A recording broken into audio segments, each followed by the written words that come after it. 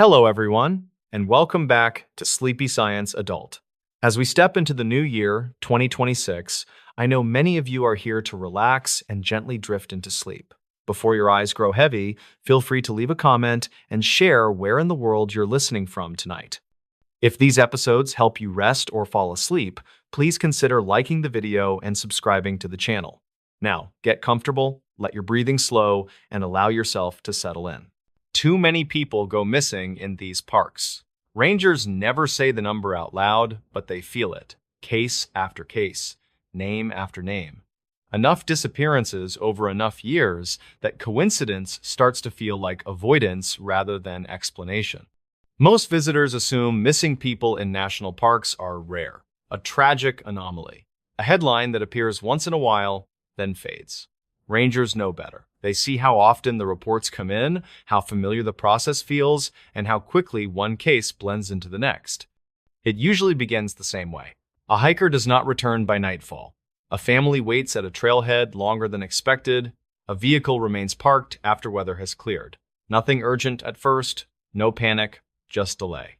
In many cases, the outcome is predictable. An injury, exhaustion, a wrong turn. Those searches end with recovery. Sometimes alive, sometimes not, but always with an explanation that fits the terrain and the timeline. The cases that trouble rangers are the ones that do not fit. In these parks, people go missing in places where they should not. Wide trails, popular routes, stable weather, short distances from help. The kind of locations where disappearance feels unlikely even after years of experience. Witnesses often describe the same detail afterward. The separation was brief. Someone walked a little ahead. Someone stopped for a moment. Someone stepped just off the trail. Seconds passed, not minutes. Then the person was gone. When rangers arrive, they expect evidence to tell a story. Instead, it refuses to cooperate. Footprints may lead into open terrain and stop without reason. Personal items appear where they should not have been. A backpack rests beside a trail, upright and undisturbed. Clothing is folded neatly despite approaching weather. There are no signs of struggle, panic, or haste. Tracking dogs often provide the first indication that something is wrong. In normal searches, scent weakens gradually or breaks near water or rock. In these cases, dogs track confidently until they reach a precise point and refuse to continue. Handlers describe confusion rather than fatigue. The trail does not fade, it ends. Search teams expand outward methodically. Rangers check drainages, ridgelines, and areas that make little sense. Helicopters fly grid patterns overhead. Hours stretch into days. Weather changes. Evidence degrades. Sometimes, nothing is ever found. Vehicles remain parked at trailheads long after storms pass. Campsites sit untouched with food still sealed. Tents stand upright with gear inside exactly where it was left. It looks as if the person stepped away briefly and planned to return moments later. They never did. Rangers document every step carefully. Reports are written using familiar language. Exposure, terrain complexity, delayed discovery. These explanations are reasonable, but they do not always satisfy the people who walked the ground. Certain parks begin to stand out over time, not because they are more dangerous on paper, but because similar disappearances repeat within them. Wide trails, calm conditions, fast response times. Still no answers. What unsettles rangers most is how ordinary these cases feel at the beginning. There is no warning sign, no sense that something is about to go wrong. Just normal movement that stops. Most days, millions of people enter these parks and leave safely. Trails reopen, signs are replaced, new names fill logbooks. But year after year, too many people go missing in the same quiet way. Enough that rangers begin to listen differently. Enough that confidence gives way to caution. Enough that silence starts to feel deliberate. This is where the questions begin, even if the answers never arrive. As the cases accumulate, rangers begin to notice how the volume itself changes the work. One disappearance is tragedy, two is coincidence. Many spread across years become something heavier, something that quietly reshapes expectations. Patterns begin to form, not in reports, but in memory. Certain environments appear again and again. Boulder fields where sound seems to collapse inward. Talus slopes that shift subtly and swallow noise. dense vegetation that erases visibility within a few steps, creek systems that disappear underground and reappear far from where anyone expects. None of these places are restricted. Visitors cross them safely every day. What unsettles rangers is repetition. Timing repeats as well. Late afternoon into early evening. Calm weather that changes quickly but selectively. Fog that settles into one drainage while the surrounding area remains clear. Storms that isolate a single person while groups nearby are untouched. Rangers describe it as the moment the park changes mood without announcing it. During these searches, equipment begins to behave unpredictably. Radios lose signal only in narrow pockets. Navigation devices drift just enough to matter. Batteries drain faster than expected. The moment teams leave certain areas, everything returns to normal. Terrain interference explains part of this. Rangers accept that explanation. What they do not write down is how often these failures align with the same kinds of disappearances. Sound becomes unreliable. Voices echo from directions that make no sense. Shouts vanish entirely. Searchers report hearing movement in brush that never produces animals or people. When teams stop, the sound stops. When they move again, it resumes at the same distance. None of this belongs in official documentation. The most unsettling cases are not always the ones that end in permanent loss. Some end in recovery. In rare instances, missing people are found alive days later. These moments should bring relief. Instead, they raise new questions. Survivors are sometimes calmer than expected, showing minimal signs of dehydration or exposure. They struggle to explain where they have been.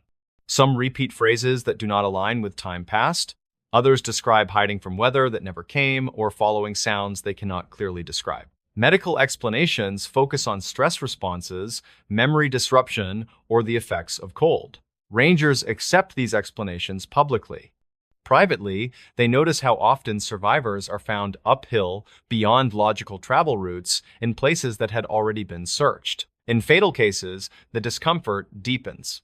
Remains sometimes appear in locations teams remember clearing thoroughly. Reports list delayed discovery. Rangers remember standing in those exact places earlier, confident nothing was there. These moments change behavior. Rangers double back more often. They revisit areas that do not make sense.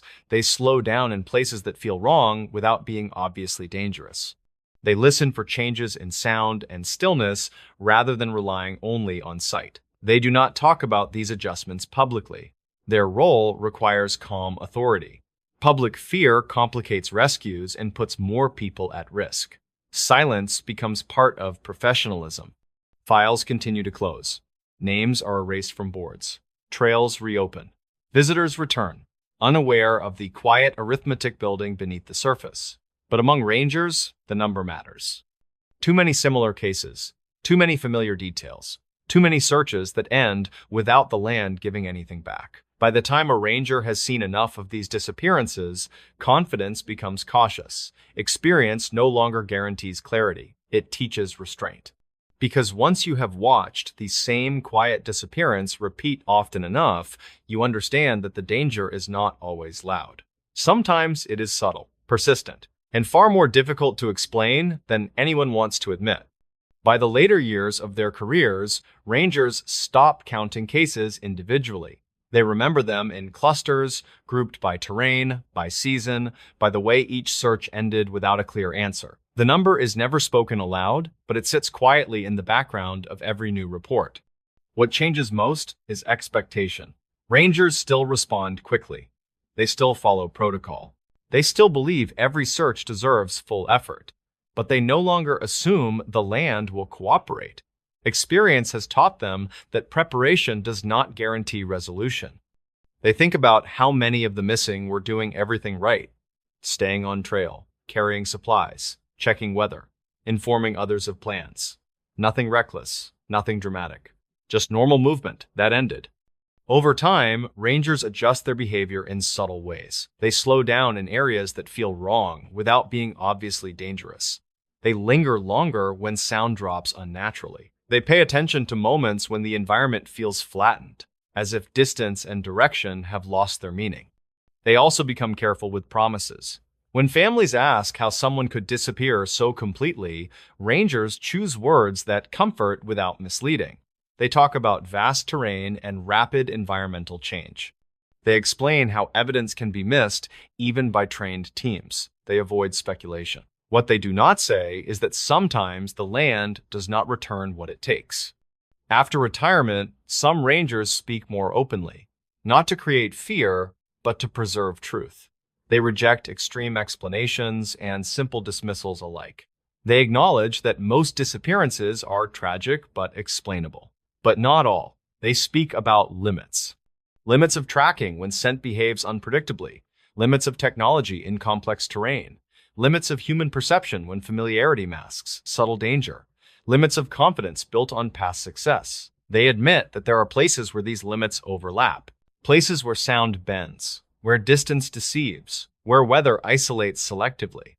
Places where a few ordinary steps can remove someone from the familiar world without leaving a clear trace behind. The parks are not cruel. They are indifferent.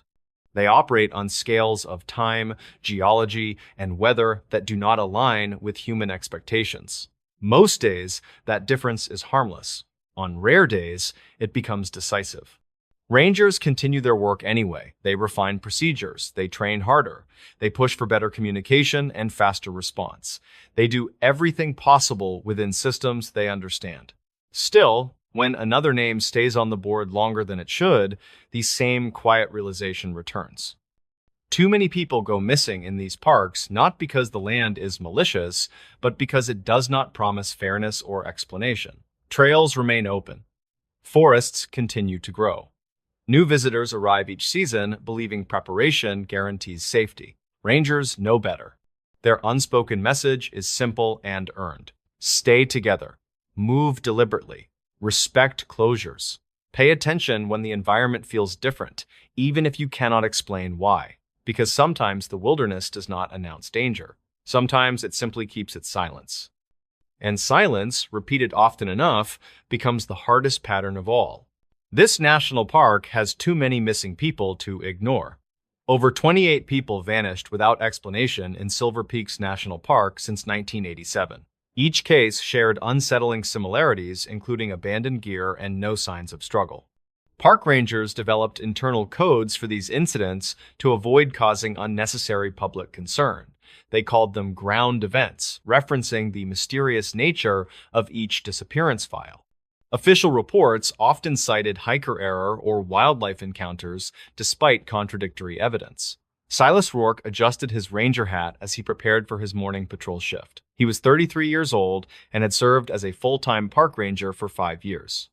Today, he planned to inspect the remote Eagle's Nest Trail where 3 people disappeared last year. His gear included standard equipment like camera binoculars and emergency medical supplies. The weather forecast predicted clear skies with temperatures reaching 78 degrees by afternoon. His assignment seemed routine, but he felt uneasy about this particular trail section. The Eagle's Nest Trail began normally with well-maintained paths winding through dense forest. Birdsong filled the air as Silas checked trail markers for damage or vandalism. He noticed the first anomaly near the waterfall overlook where footprints ended abruptly. The prints belonged to hiking boots size 12 according to his measurement sketches. Park records showed a woman named Tegan Morrow vanished near this spot in late April. Tegan was 29 and worked as a wildlife researcher from Montana State University. Her last known photo showed unusual rock formations just off the main path. Silas photographed the spot where the footprints disappeared, finding no logical explanation. Silas continued hiking with increased attention, scanning both sides of the trail carefully. He discovered a discarded backpack partially hidden under leaves near a cluster of pine trees. The pack's label identified it as belonging to a local hiking group active that week. Park logs stated no groups reported issues, but Silas knew some visitors avoided official channels. Nearby, he spotted broken branches arranged in a pattern that didn't match animal activity. The breaks looked deliberate, as if someone had pushed through quickly but carefully. Silas collected the backpack, placing it in an evidence bag for later analysis. He reached the clearing where Tegan Morrow was last photographed taking landscape shots. The view offered panoramic vistas of untouched wilderness stretching for miles in every direction. Silas pulled out his notebook, comparing current conditions to archived incident reports. Something troubled him about the official timeline of Tegan's disappearance, according to dispatch logs. Park records claimed no emergency calls came from that area during the critical window. Yet Silas found a partial cell tower record showing a dropped call at that location. The call lasted exactly 41 seconds before disconnecting without explanation. Silas decided to follow the broken branches away from the main trail toward a rocky outcrop.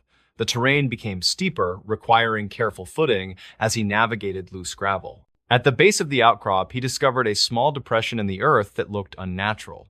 Soil samples showed layers mixed in ways that suggested recent disturbance and resettling. Nearby tire tracks led to an unmapped service road barely visible through overgrowth. Park maintenance logs didn't list this road, but Silas recognized the distinctive tread pattern. It matched older park service vehicles retired years ago, according to inventory records. Back at headquarters, Silas reviewed his photos, noticing something he'd missed during the hike. One image captured a reflection in Tegan's abandoned camera lens, showing a vehicle behind trees. The vehicle appeared to be a decommissioned Ranger truck model, no longer in service. Silas checked the park's vehicle inventory database, finding discrepancies in several entries. 2 trucks listed as scrapped in 2018 showed recent fuel purchase records. Maintenance logs showed routine service for these vehicles, despite official retirement status. This pattern repeated across multiple park locations, raising serious questions. Silas visited retired Ranger Everett Finch, who lived in a cabin near the park boundary. Everett had served 39 years before retiring in 2022 due to health issues. He welcomed Silas with coffee on his porch overlooking the forested hills. At first, he seemed hesitant to discuss the disappearances, preferring general park history stories. But after some gentle questioning, he revealed classified information from his long career. Certain areas experienced rare ground instability that created temporary openings in the earth. The Park Service monitored these zones quietly to prevent public panic and tourism damage. Silas spent days cross-referencing Everett's information with official park documents and geological surveys. He discovered coded entries labeled terrain anomaly near each disappearance location on internal maps. Dispatch logs mentioned routine ground stability checks on those specific trails during critical periods. Public reports always cited hiker error or wildlife encounters instead of geological explanations. Silas found archived witness statements describing strange ground movements before several vanishings. One report from 1996 mentioned the Earth appearing to breathe near Eagle's Nest Trail. The documentation was marked confidential with restricted access permissions. He requested a meeting with Dr. Eris Thorne, a 57-year-old geology professor from nearby Pine Ridge University. Dr. Thorne specialized in regional fault lines and had published papers on seismic activity in national parks. The professor examined Silas's soil samples under his laboratory microscope with keen interest. "These aren't ordinary soil layers," he explained, pointing at the screen display. "See, these crystalline structures, they indicate repeated compression and decompression cycles. The ground here experiences temporary vertical fractures that heal themselves over time." Dr. Thorne shared his unpublished research showing similar patterns in 3 other national parks. He warned that standard geological surveys often miss these micro-events because they happen too quickly. Silas presented his findings to Park Superintendent Diane Croft, who had 52 years. She possessed 30 years of service experience across multiple national parks in her career. Croft listened quietly as Silas presented his findings, including Thorne's scientific analysis. She didn't deny that geological issues existed across certain park regions with historical data, but she explained why the service kept this information quiet from general visitors. Public knowledge could cause mass panic and economic damage to nearby gateway towns significantly. More importantly, it might draw thrill seekers to already dangerous, unstable areas deliberately. Croft showed Silas internal memos about previous incidents with similar mysterious patterns documented. Silas learned these areas experienced rare seismic microevents creating temporary ground fractures. The earth would open, swallow objects or people, then close seamlessly within minutes sometimes. Geological surveys confirmed these events occurred every few decades in specific vulnerable zones. Victims sometimes survived landing in shallow air pockets during these brief openings occasionally. Rescue teams recovered some after days of careful excavation efforts in known problem areas. Others were never found, presumed lost in deeper, unstable ground systems permanently. The Park Service developed specific protocols for monitoring these zones without alarming the public. He visited the ranger archives, discovering more cases, matching the pattern across different parks. A 1989 incident involved a family of 3 who vanished near Devil's Gulch Canyon. Park records listed them as lost to flash flooding, but weather data showed no rain that week. Silas found a witness statement from a fellow hiker who reported seeing the ground ripple strangely. Another case from 2006 involved a park photographer named Lena Rostova. Her final footage showed her camera falling as if dropped suddenly with no sound of struggle. The film ended with the lens pointing at the ground, which appeared to be shifting slightly. Silas spent nights reviewing old geological surveys that Everett had hinted about during their conversation. He found topographical maps from the 1970s marked with red circles around trouble spots. The annotations read seasonal ground instability areas to be monitored quarterly. Modern digital maps had removed these markings entirely, leaving no trace of the warnings. He discovered maintenance logs showing trail rerouting projects that coincided with disappearance dates. Each time, the park quietly shifted trails away from high-risk areas over several years. The service never closed trails completely, just made them less inviting through subtle landscape changes. He interviewed retired maintenance worker Marla Jenkins, who had worked park roads for 23 years. Marla confirmed seeing strange tire tracks near restricted zones during her shifts. She recalled being ordered to repair an unmapped service road every spring without explanation.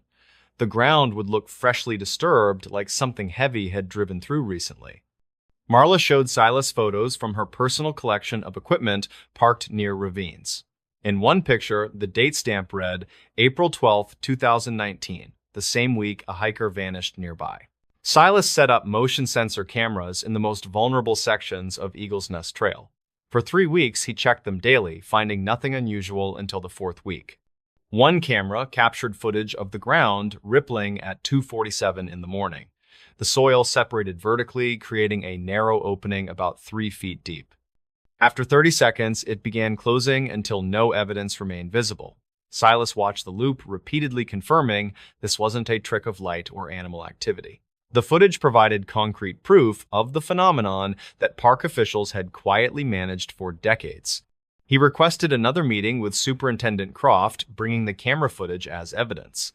This time, she didn't try to explain it away or redirect his questions about protocol. Instead, she shared classified geological reports from the United States Geological Survey. These documents confirmed the existence of temporary fracture zones across several national parks. The phenomenon occurred in areas with specific soil composition and underground water flow patterns. Croft explained their dilemma between public safety and public awareness clearly now. They couldn't warn visitors about something that appeared random and left no trace afterward. Silas understood why rangers couldn't openly discuss the disappearances with casual visitors. Warning signs might not stop curious hikers from exploring off-trail areas recklessly. Media coverage could turn these locations into dangerous tourist attractions immediately. The service focused on prevention through subtle trail modifications and quiet monitoring techniques. They redirected paths slowly over years and avoided building permanent structures nearby carefully. They maintained search protocols while avoiding language that might spark unnecessary public fear. Silas saw the dilemma between public safety and public awareness clearly now. He joined Croft in developing a new monitoring system using underground sensors to detect ground movement. The equipment would alert rangers when instability reached dangerous levels, allowing temporary trail closures. They designed the system to look like standard weather monitoring equipment to avoid drawing attention. Silas trained new rangers on recognizing early signs of ground instability during patrols. He updated trail markers himself, making hazardous zones less inviting to wanderers through clever landscaping. The Park Service implemented these changes across multiple locations with promising results. Now, when Silas hikes the Eagle's Nest Trail, he moves with quiet, purposeful steps and heightened awareness. He checks soil stability regularly and watches for new cracks appearing in the Earth's surface. He knows the ground holds ancient mysteries older than the park itself by centuries. Some secrets exist not to hide truth, but to protect people from real dangers. The mountains keep their own time and follow their own natural rules consistently. Rangers guard these places with silence born of responsibility, not deception or secrecy. Silas adds his observations to internal logs for future colleagues to study and use. The disappearances continue, but fewer happen each year through careful stewardship practices. He walks these trails, understanding some answers lie beneath our feet, waiting patiently. A park ranger finally spoke about the missing 411 cases. For years, the stories circulated quietly among hikers, families, and online forums, always framed the same way. People vanished in protected lands without clear explanations, leaving behind boots, folded clothes, or trails that ended too cleanly. Officials rarely addressed them directly. Rangers followed policy, stuck to facts, and avoided feeding speculation. That silence became part of the mystery itself. The man who finally spoke was named Aaron Klein, a former park ranger with nearly 2 decades of service across several large wilderness areas. He was not a thrill-seeker or a storyteller by nature. Colleagues described him as procedural, calm, and stubbornly grounded. When he retired, most assumed he would disappear into a quiet life far from headlines. He did not speak because he wanted attention. He spoke because retirement removed the one thing that had kept him silent for years. He was no longer required to protect the image of the agency above everything else. Aaron began his career fresh out of school, assigned to trail maintenance and visitor safety. At first, missing persons cases felt rare and tragic, but understandable. People slipped, underestimated weather, or ignored warnings. Search and rescue teams usually found them within days, sometimes alive, sometimes not. Over time, a different pattern emerged. Certain cases did not behave the way training said they should. The terrain did not match the outcome. Evidence appeared where it should not. Clues vanished where they should have remained. The first case that unsettled him involved a child who disappeared from a family group on a wide, well-marked trail. The distance between last sighting and disappearance was measured in seconds. Dogs tracked the scent confidently for several hundred yards, then stopped abruptly in an open meadow. No water crossings, no cliffs, no logical exit routes. Supervisors explained it away as scent loss caused by wind. Aaron accepted that answer publicly. Privately, he started paying closer attention. As the years passed, he was present for more of these cases.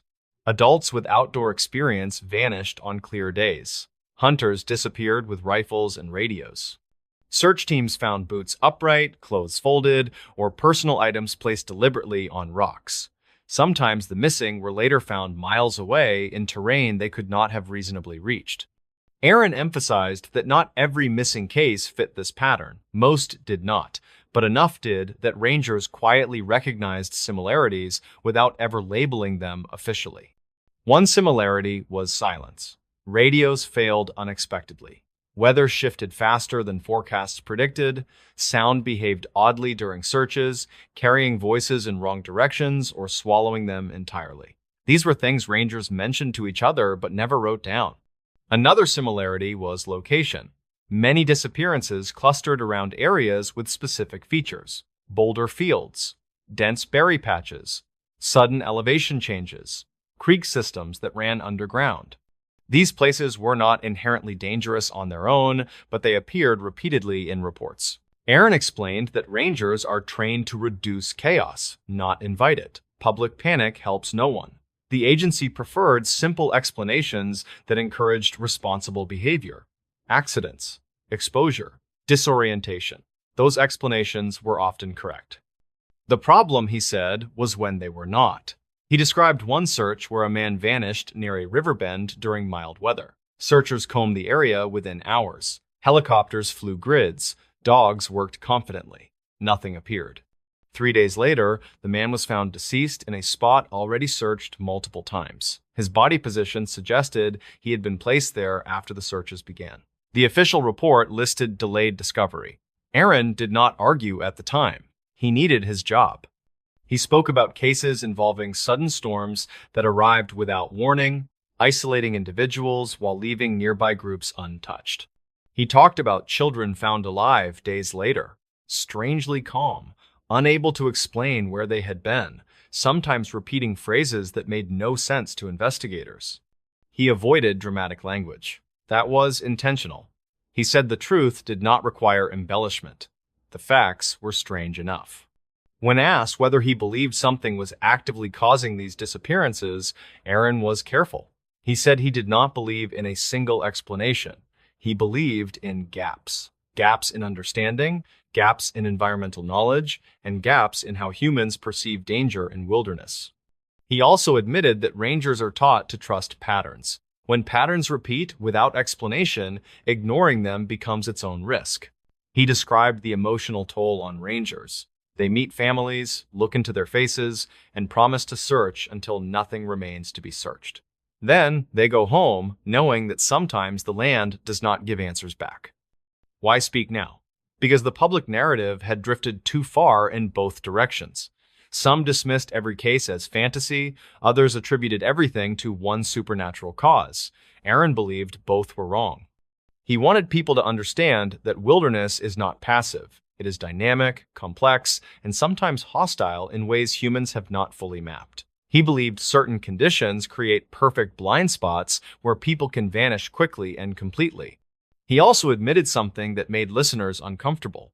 There were moments during his career when he felt watched, not in a threatening way, but in a way that suggested awareness. Those moments always happened in the same kinds of locations where disappearances clustered. He never filed those feelings. Feelings do not belong in reports. When the interview ended, Aaron did not offer conclusions. He offered warnings. Respect closures. Do not separate. Do not assume experience makes you immune. Pay attention when the environment feels wrong, even if you cannot explain why. He said the most dangerous thing in the wilderness is confidence paired with silence. After the interview aired, the agency released a brief statement reaffirming that all missing persons cases are investigated thoroughly and that there is no evidence of coordinated causes. Aaron expected that response. He did not argue with it. His goal was simpler: to say out loud what rangers had whispered to each other for years, that some cases resist clean explanations, and pretending otherwise does not make people safer. The missing 411 cases are not a single mystery. They are many small unanswered questions scattered across forests, mountains, and parks where humans pass briefly and nature remains. A park ranger finally spoke, not to frighten people away from wild places, but to remind them that those places do not operate by human expectations. And sometimes, when someone disappears without a trace, the most honest answer is that we still do not fully understand where they went or why the land did not give them back. In this new story, the final radio call from this national park. Rangers at Red Pine National Forest still talk about the last transmission from Fire Tower 12. It came through just after midnight on a cold October night in 1998.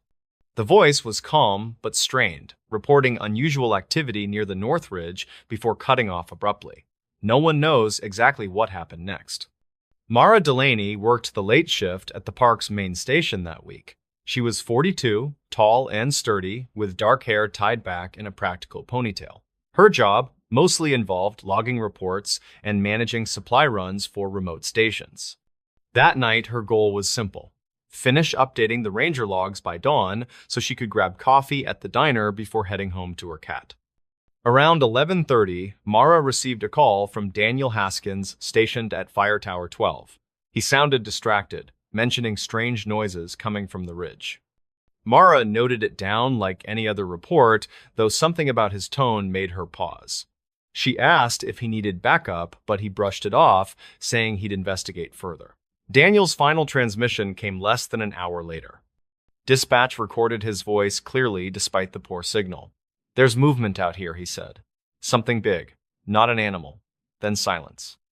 Attempts to reach him again failed. Each call met with static. Protocol required immediate action, but storms rolling and delayed search teams until morning. When rangers finally reached Fire Tower 12, they found it locked up tight. Everything inside was orderly except for the logbook left open on the desk. A flashlight rested nearby with fresh batteries, suggesting Daniel planned to return soon. Outside, his boots remained by the door where he always left them before heading out on foot patrols. Detective Ron Harper led the investigation. He had 20 years of experience tracking missing persons cases in wilderness areas. At first glance, this seemed straightforward, another hiker or ranger gone astray. But details didn't add up. Daniel was meticulous, known for carrying emergency gear everywhere, yet his pack sat untouched inside the cabin. What caught Harper's attention were scuff marks near the edge of the North Ridge trailhead. Fresh dirt had been disturbed recently, not by weather, but by dragging. Boot prints overlapped erratically, indicating multiple trips back and forth within a short time frame. Oddly, some tracks appeared unusually large, much bigger than any standard hiking boot size. Local legends whispered about the North Ridge being cursed. Older residents spoke of strange lights dancing between trees late at night or eerie howls echoing through valleys. Most dismissed these tales as campfire stories meant to scare tourists. But now, even seasoned investigators glanced over their shoulders more often than usual. A week into the search, volunteers discovered an abandoned backpack partially buried under leaves 2 miles down the ridge. Inside, they found torn pieces of fabric matching Daniel's uniform shirt, along with several personal items: his pocket knife, a broken compass, and a crumpled photograph of his family. Scratch marks lined the interior of the bag, as if whatever carried it had clawed its way out. Harper examined the backpack closely, noting faint traces of blood on the fabric fragments. DNA analysis confirmed it belonged to Daniel, though the amount suggested minor injuries rather than life-threatening wounds. This discovery added another layer of confusion. Why would a trained ranger abandon his gear unless forced to? As winter approached, search efforts slowed due to harsh conditions.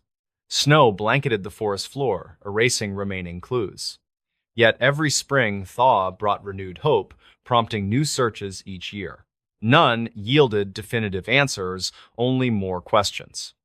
Then came the audio recording found 3 years later. A hiker named Emily Torres set up her digital recorder near the North Ridge while camping overnight. Hoping to capture sounds of nocturnal animals, she instead captured something chilling, a man's voice whispering urgently, "They're watching. Don't follow me," followed by muffled footsteps fading into static. Audio experts analyzed the clip extensively, concluding it likely originated around the same time Daniel went missing. Torres remembered seeing posters about the missing ranger when she visited the area, but hadn't connected the dots until hearing the playback herself. She immediately turned over the file to authorities, sparking fresh interest in the cold case. Detectives combed through old witness statements again, focusing particularly on accounts mentioning shadows moving quickly between trees or figures glimpsed briefly before vanishing completely. One name surfaced repeatedly in those reports: Dr. Alan Pierce, a biologist who'd conducted research projects throughout Red Pine Forest during the past decade. Known for studying predator-prey dynamics, he occasionally collaborated with park rangers on conservation initiatives. However, several witnesses mentioned seeing him acting strangely near the North Ridge weeks before Daniel disappeared. Detective Harper tracked down Pierce's last known address, an isolated cabin deep within the woods. Neighbors described him as reclusive yet harmless, often disappearing for days at a time without explanation. When Harper arrived, however, the place appeared deserted. Dust covered every surface, suggesting no one had lived there for months. Still, certain details stood out. Stacks of maps marked with red circles concentrated around the North Ridge, journal entries detailing aggressive behavior observed in local wildlife populations, and photographs pinned to walls showing blurry images of humanoid shapes lurking among trees. Pierce himself remained elusive, having vanished shortly after Daniel's presumed death. Some speculated he might have fled after realizing investigators were closing in. Others believed he'd fallen victim to whatever fate befell the ranger. Either way, his absence complicated matters further. In recent months, technology offered new avenues for exploration. Drones, equipped with thermal imaging, flew over previously inaccessible parts of the forest, capturing footage that hinted at underground structures beneath the surface. Caverns, perhaps, or old mining tunnels long forgotten by official records. Could such places harbor secrets linking Pierce, Daniel, and the mysterious events surrounding the North Ridge? Despite advances in equipment and methodology, concrete evidence continued eluding authorities. The Ranger logbook stayed frozen in time, forever ending with that solitary entry penned 8 years ago. For families seeking closure, friends mourning losses, and officers dedicated to solving mysteries, unanswered questions lingered heavily in the air. Yet amidst uncertainty, small victories emerged. Community groups formed to support families affected by disappearances in national parks nationwide. Awareness campaigns encouraged visitors to share GPS coordinates regularly and carry satellite phones when venturing into remote areas. Even locals who once scoffed at superstitions began acknowledging dangers inherent in nature's wild heartlands. As Detective Harper closed another fruitless season of searching, he paused beside the fire tower station, gazing toward the distant silhouette of Black Ridge Mountain. Somewhere out there lay truths waiting to be uncovered, stories demanding resolution. Until then, silence reigned supreme, broken only occasionally by wind rustling through ancient pines or imagined whispers drifting down from shadowy ridgelines above. And so life moved forward, carrying memories of Daniel Haskins alongside countless others lost within vast, untamed landscapes. Each autumn brought reminders of unanswered calls etched permanently into consciousness, urging future generations never to forget lessons learned nor cease striving for clarity amidst enigma's embrace. Years passed without resolution. Families of the missing continued seeking answers, holding on to hope despite mounting odds against finding loved ones alive. For Laura Meeks, the case remained open, a reminder of mysteries yet unsolved. She visited Fire Tower Station 12 annually, standing where Daniel last stood and imagining his final moments. The silence surrounding the ridge felt heavier each time, as if the mountain itself mourned losses it could neither explain nor rectify. Yet amidst uncertainty, Meeks found solace in small victories, lives saved through education, communities strengthened by shared grief, and knowledge gained through relentless pursuit of truth. Ultimately, the Ranger log that stopped after one entry symbolized humanity's enduring quest for understanding. Whether driven by curiosity, necessity, or fear, we venture into unknown realms, knowing full well risks outweigh rewards. And though some journeys end abruptly, their legacies persist, urging future generations to tread cautiously while embracing wonder inherent in exploration. What park rangers found during these missing person searches? Most visitors imagine missing person searches as fast-moving rescues with helicopters, radios, and clear answers at the end. Rangers know a different reality. They know the searches where nothing fits, where evidence appears out of order, and where what is found raises more questions than it answers. These searches usually begin the same way. A call comes in late afternoon or early evening, a hiker did not return, a child wandered ahead and vanished, a hunter missed a check in time. Rangers mobilize quickly, still believing the outcome can be controlled if they move fast enough. In the first hours, the land feels ordinary. Trails look normal. Campsites appear undisturbed. Rangers fan out using established patterns, marking grids, noting wind direction, temperature, and terrain features. Dogs are brought in while scent is fresh. Helicopters prepare if weather allows. Then the first strange detail appears. In many cases, rangers find personal items where they should not be. A boot upright in the middle of a clearing. A jacket folded neatly on a rock. A backpack placed beside a trail with no signs of struggle. These items are not torn or damaged. They look intentionally set down. Rangers are trained not to jump to conclusions. They photograph everything, bag evidence, and log precise coordinates. Still, these finds immediately change the mood of a search. Accidental drops look different. Panic leaves signs. These scenes feel paused rather than interrupted. Another pattern appears with tracks. Footprints sometimes lead far beyond where logic says a person could travel. Children found miles away across terrain adults struggle to cross. Elderly hikers appearing at elevations requiring extreme effort.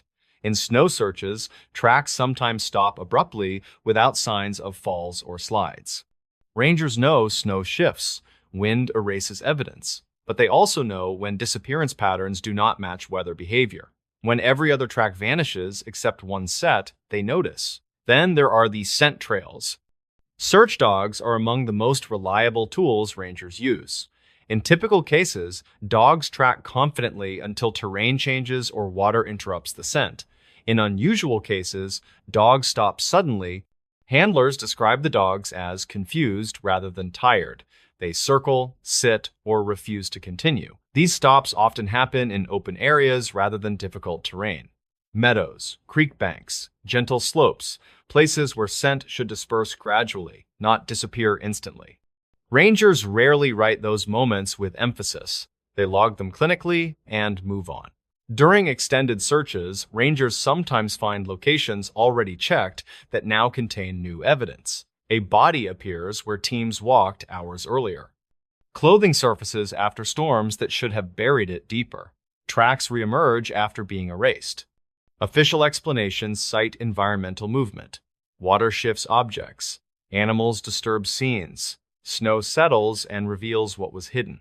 These explanations are often valid, but not always satisfying. Another thing rangers notice is behavior. People who vanish often share subtle traits. They wander slightly ahead of groups. They lag behind just enough to be alone. They fixate on small details like rocks or animals. Witnesses later describe them as suddenly quiet or distracted shortly before disappearing. In some recovered cases, survivors cannot explain where they were. They describe hearing sounds that led them away. They mention hiding from weather that never came. Some repeat phrases that do not align with time passed or distance traveled. Medical explanations exist for many of these accounts. Dehydration, hypothermia, head injuries, stress responses. Rangers accept those explanations but still note patterns quietly. Terrain also plays a role.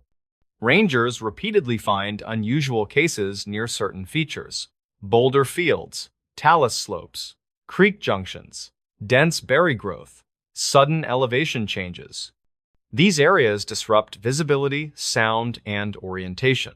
They create natural blind spots where people can vanish quickly. What unsettles rangers is not that these places are dangerous, it is how consistently they appear across unrelated cases in different parks. During long searches, rangers report environmental oddities.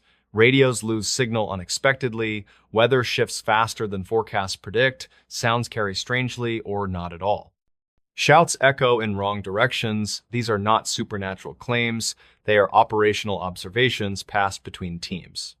Most rangers never speak about these things publicly. Their job requires calm authority. Public fear complicates rescues and damages trust. They focus on what they can prove. What they find most often is absence. No blood, no clear signs of struggle, no logical trail out, just missing people and vast landscapes that should leave more evidence than they do. When remains are eventually found, they are sometimes located in areas previously searched multiple times. Rangers log these as delayed discovery. Families struggle to understand how entire teams could miss what later appears obvious. Rangers understand why families ask those questions. Many of them ask the same questions privately. Over years of service, rangers learn that wilderness does not behave like human systems. It does not preserve evidence reliably. It does not reward logic consistently. It reshapes scenes constantly while appearing still. What park rangers find during these missing person searches is not always answers. Often, they find fragments that do not connect cleanly, clues that contradict timelines, evidence that suggests movement without direction. Most cases end with a report that reads orderly and controlled. Behind those reports sit memories rangers rarely share, moments when the land felt wrong, when patterns repeated without explanation, when doing everything right still led nowhere. They continue the work anyway.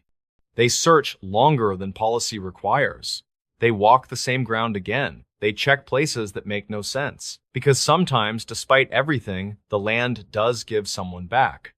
And sometimes, all it gives is the quiet understanding that not every disappearance fits inside what humans are ready to explain.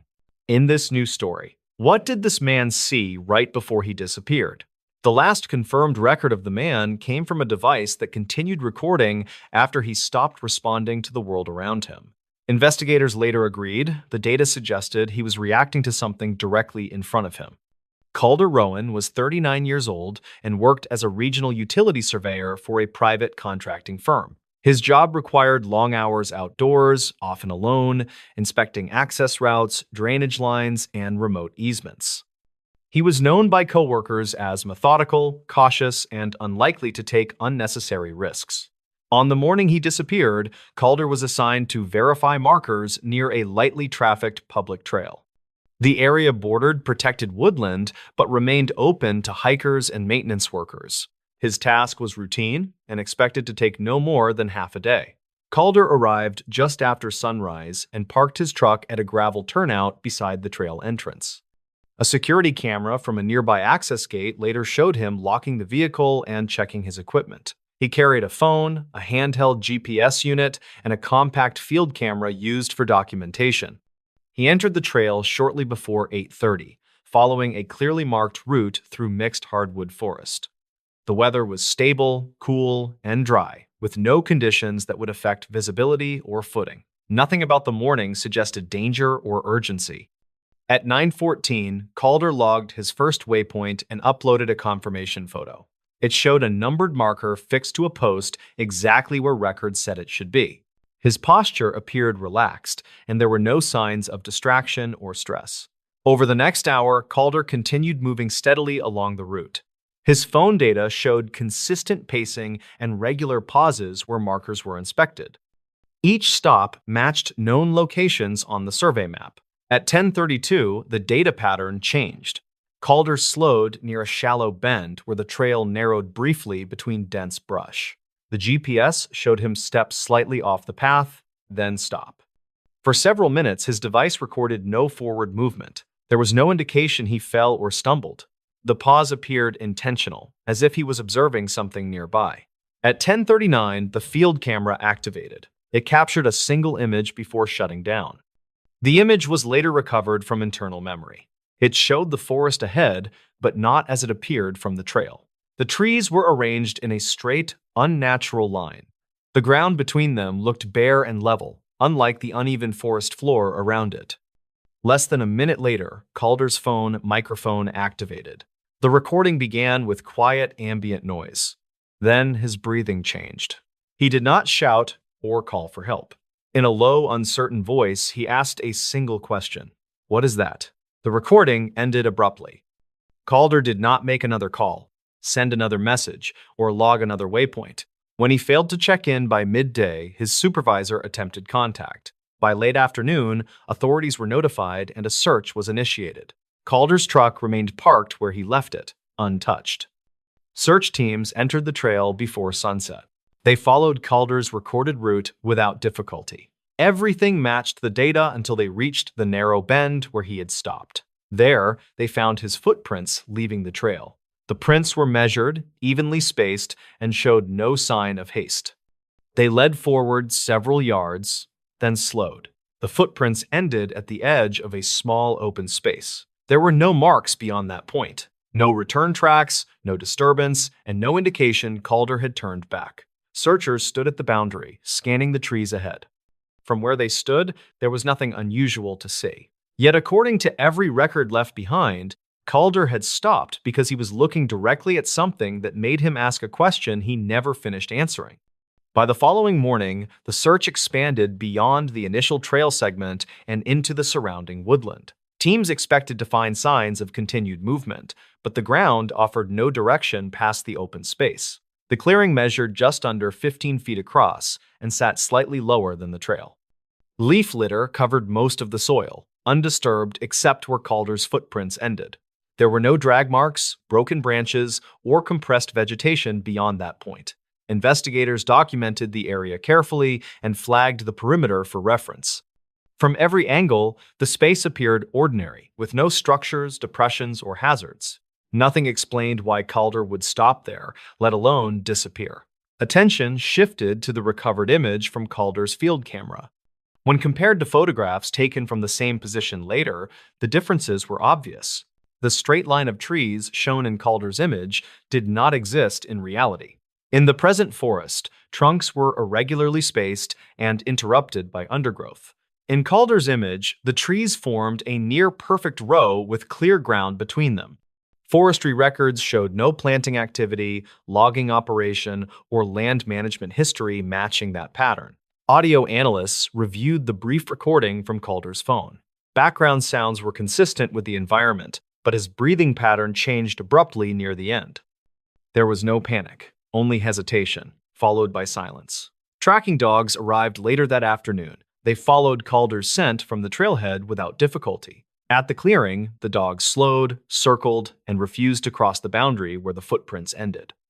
Handlers described the behavior as disorientation rather than fear. The dogs repeatedly returned to the same edge, sniffed the air, then backed away.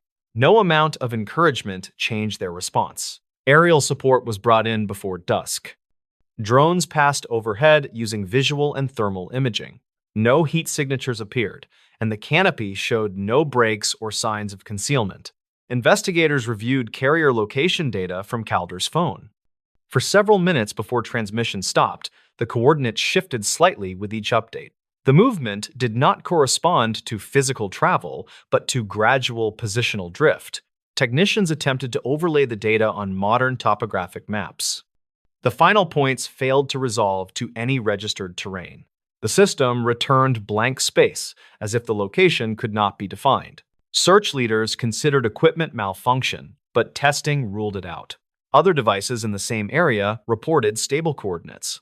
Only Calder's data showed progressive displacement. After 3 days, the active search yielded nothing further. No gear, no personal items, and no evidence of injury or departure. Everything indicated Calder had walked forward, stopped, and then ceased to exist within the mapped environment. Privately, several investigators admitted the case defied routine explanation. Calder had not run, fallen, or been taken. He appeared to have reacted calmly to something he could see, then vanished where the forest showed nothing at all. After 10 days, the official search effort was scaled back and eventually suspended.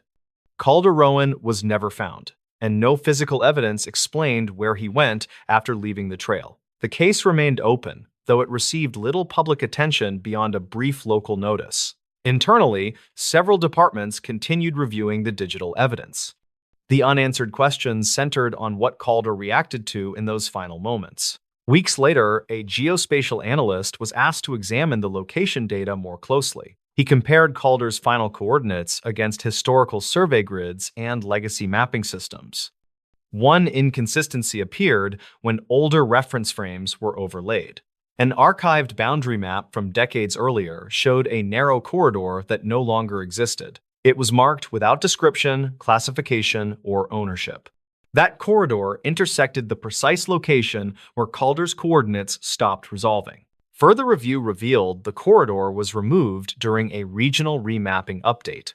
No explanation accompanied the deletion, and no replacement designation followed. The area was absorbed into surrounding land without documentation. The analyst noted the older grid used a different positional reference. When translated imperfectly into modern systems, it produced slight spatial offsets. Those offsets closely matched the drift recorded in Calder's phone data. Investigators returned to the site with updated equipment. Nothing appeared out of place, and the clearing looked no different from surrounding forest. Measurements showed no anomalies in elevation, magnetics, or soil composition. Calder's devices were eventually returned to storage. His phone powered on but showed no additional data beyond what had already been recovered. Attempts to extract deeper system logs caused the device to freeze repeatedly. Technicians advised against further testing. Shortly afterward, the phone failed permanently and was sealed with the case file. No explanation was documented for the failure. The official report concluded Calder likely suffered a fatal incident that could not be recovered. Privately, several investigators disagreed with that assessment. There was no mechanism that explained how he left no trace beyond the clearing. The trail remains open today. People pass through the same bend without noticing anything unusual. From their perspective, the forest looks ordinary and continuous. Whatever Calder saw did not leave a visible mark. If something existed there, it did not persist in mapped space. Only a brief sequence of data suggests he stepped forward into something no longer recognized by the landscape. In this news story, multiple people vanished on the same trail. Archived incident summaries from a remote national park reference a single trail that appears repeatedly in unresolved missing person cases. Officially, each disappearance is treated as unrelated. Unofficially, rangers avoid discussing the trail at all. The trail was not dangerous by reputation. It was well marked, moderately graded, and frequently used by day hikers. It cut through mixed forest and followed a gentle ridgeline before descending toward a popular overlook. Families walked it every season without incident. That was what made the disappearances difficult to explain. Rethan Cole was 49 and worked as a senior search operations planner assigned to the park's western district. He did not patrol trails regularly anymore. His role focused on reviewing case files, allocating resources, and identifying trends that required attention. One trail kept returning to his desk. The first case occurred nearly 10 years earlier.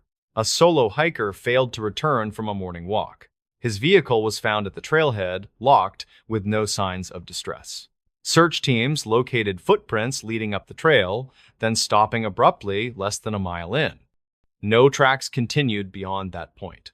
At the time, the disappearance was classified as disorientation followed by exposure. No remains were found.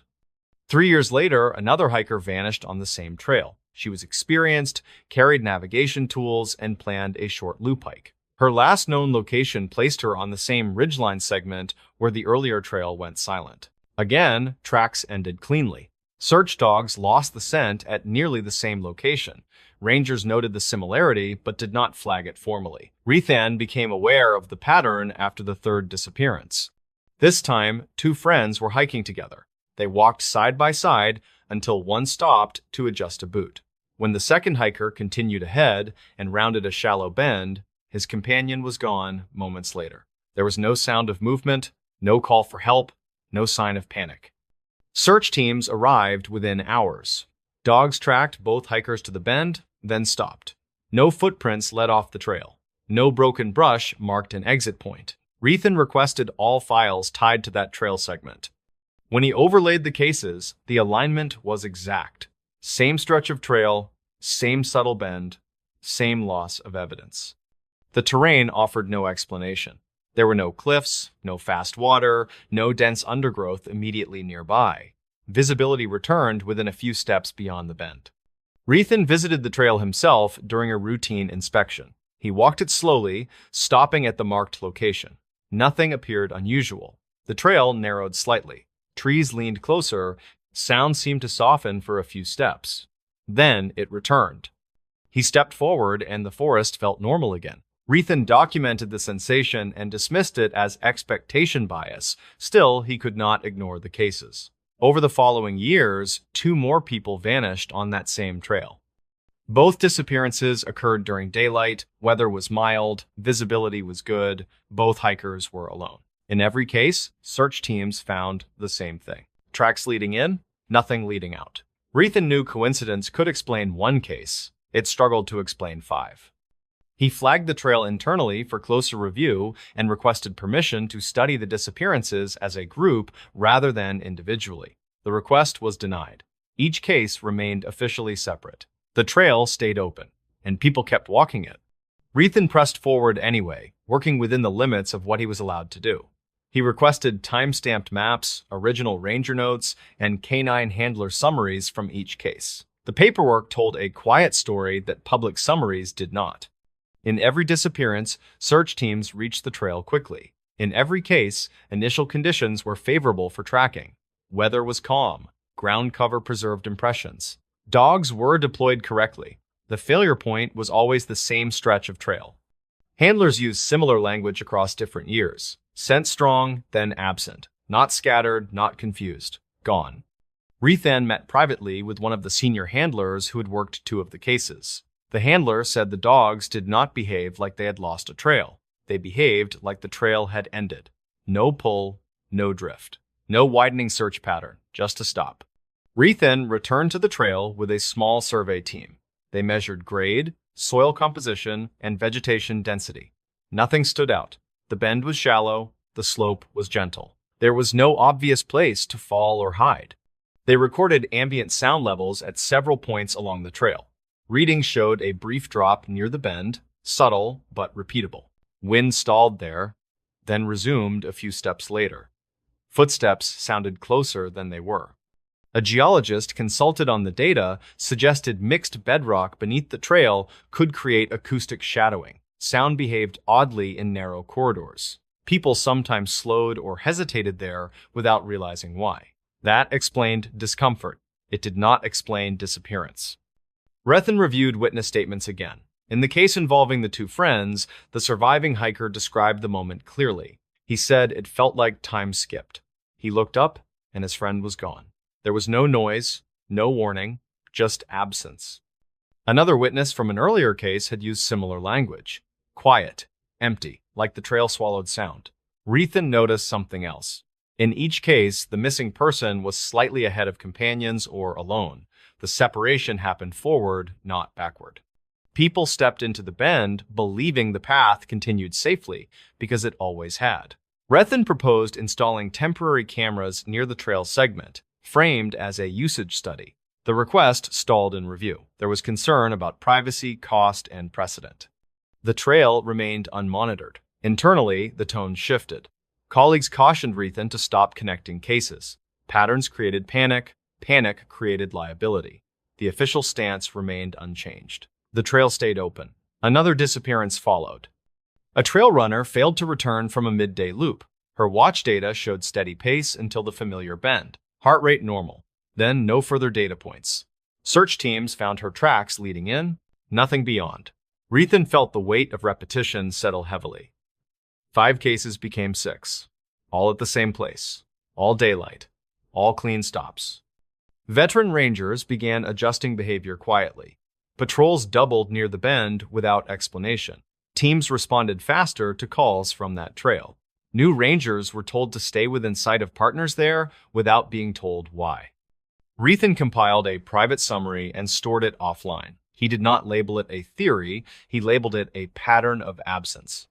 What unsettled him most was not that people vanished. It was that the land left no argument behind. No struggle, no debris, no direction. The trail offered nothing to follow. And without a trail, every search began already behind. The final case Rethen reviewed before stepping back from the trail came quietly and ended the same way. A middle-aged photographer entered the trail late in the morning, planning to reach the overlook and return by early afternoon. Weather was mild, visibility was clear. Other hikers passed him near the trailhead and remembered nothing unusual. His camera was found days later, resting on a rock several yards before the bend. The strap was neatly coiled, not dropped. His phone showed one last photo taken moments earlier. It framed the narrow section of trail ahead, trees leaning inward, the path appearing shorter than it really was. There were footprints leading to the camera. There were none beyond it. Rethen closed the file slowly and did not request additional resources. The search followed procedure and ended without results. The report used familiar language. Probable disorientation. No evidence of foul play. Case unresolved. Not long after, Rethen transferred out of active review. Officially, it was a routine reassignment. Unofficially, he understood that pushing further would not change the outcome. The trail would remain open, the cases would remain separate.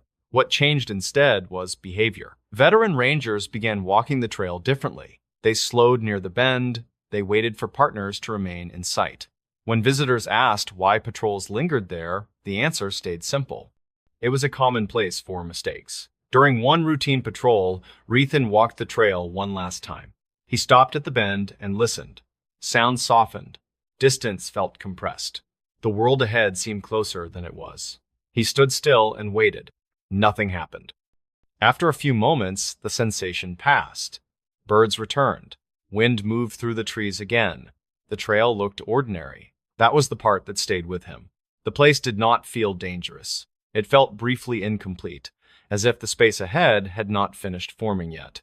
Rethen left the park soon after. His private files were archived but never indexed. New rangers learned the trail through experience rather than instruction. They noticed which sections drew quiet attention. They noticed which disappearances felt familiar even when details differed. The trail remains open today. Families walk it, runners train on it, most people pass the bend without noticing anything at all. But among those who have studied the cases, there is an understanding that never makes it into reports. The disappearances were not random. They did not happen everywhere. They happened at the same place under the same quiet conditions. The land did not chase anyone, it did not trap them, it simply allowed a moment where separation could occur without warning. And once that moment passed, the trail closed behind them cleanly. Tracks led in. Nothing ever led out. A hiker who never explained what he experienced in Appalachia. Gideon Vance was a 42-year-old land surveyor who lived in the quiet outskirts of Boone in North Carolina. He spent his long days mapping the remote Appalachian wilderness trails and locating historical boundaries that had been reclaimed by forests. In the month of September in 2026, he was assigned to a section of woods called Grid 74. This specific area of the mountain was reportedly known for its heavy fog and its very confusing and strange magnetic anomalies. Gideon packed his rugged survey gear and several days of food into a heavy and worn leather mountain rucksack for travel. The first morning of the expedition was surprisingly warm, but the air felt heavy with an unusual and static electrical charge. He arrived at the trailhead early and parked his white truck under a cluster of old and dying hemlock trees there. Gideon stepped onto the dirt path and felt the familiar weight of his equipment settle comfortably against his very strong back. The forest was almost completely silent, except for the sound of dried leaves crunching beneath his heavy leather boots as he walked. He reached the center of the grid after several hours of climbing and began to set up his brass survey tripod. Gideon noticed a strange arrangement of white stones that looked like a small doorway resting near an ancient and gnarled oak. The stones were covered in thick green moss, and they appeared to have been placed there many long and lonely years. He felt a sudden chill as he walked past the stones, but he ignored the feeling and continued his mapping work. He finished the first section of the grid and decided to set up his small tent near a shallow mountain stream. The sun began to dip below the jagged peaks, and the shadows grew long and reached toward his small campsite there. Gideon ate a simple meal of dried beef and drank some water while he listened to the evening sounds of forest. The first night was relatively quiet, but he woke up once to the sound of a distant and very high whistle. He thought it was just the wind moving through the narrow canyons, but the sound felt very intentional and quite sharp. Gideon fell back into a restless sleep and dreamed of cold stone hallways that led deep into the dark mountain peaks. The following morning was filled with a thick gray mist that made it very difficult to see more than 10 feet. Gideon packed his gear quickly and began to move toward a valley that was famous for its ancient and deep caves. He found another stone doorway standing in the middle of a trail that was not recorded on his official survey map. This doorway was taller than the first one, and it had a small bundle of dried mountain herbs hanging from it. Gideon took several photographs of the herbs and wondered if a local survivalist was living somewhere nearby in the dense woods. He continued walking, but he started to feel like someone was moving through the brush just out of his blurred vision.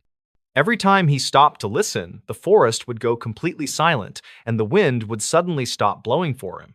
Gideon reached the second section of the grid near a rocky outcrop and decided to build a small fire for warmth. As the sun began to set, he heard that same high-pitched whistle echoing from the ridge he had just crossed. He grabbed his flashlight and scanned the thick tree line, but he could not see any movement in the gathering dark of. Gideon sat by the fire and tried to convince himself that the sound was just a bird or perhaps a goat. He barely slept that night because he kept hearing the sound of soft footsteps circling his tent in the damp mountain. Gideon woke up at dawn and found a third stone doorway standing exactly 3 feet away from his small tent entrance. This doorway had a small piece of rusted metal hanging from the top by a thin piece of dirty white string. He reached out and touched the metal, only to realize it was an old house key with his name on it. The name on the key was Gideon Vance, and the date 2009 was stamped on the back of it. He felt a wave of nausea hit him as he realized the key looked exactly like the one for house. Gideon did not finish his breakfast and instead began to pack his gear as fast as he possibly could manage. He began his descent toward the valley, but he noticed that the trail appeared different than it did on his map. The path seemed to twist and turn in ways that did not make any sense according to his trusty compass.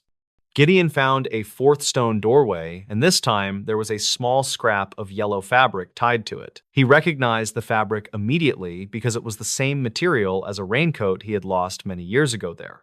Gideon began to run down the steep trail as the shadows grew longer and the air turned into a biting cold. He kept looking over his shoulder, but the thick mist hid whatever was following him from his terrified and searching eyes. He finally reached his truck and drove home while he kept checking his rearview mirror for any signs of movement. Gideon arrived at his cabin and found his dog Cooper barking at the back door with a very aggressive tone. He walked inside and checked every single room to make sure that no one had entered while he was away.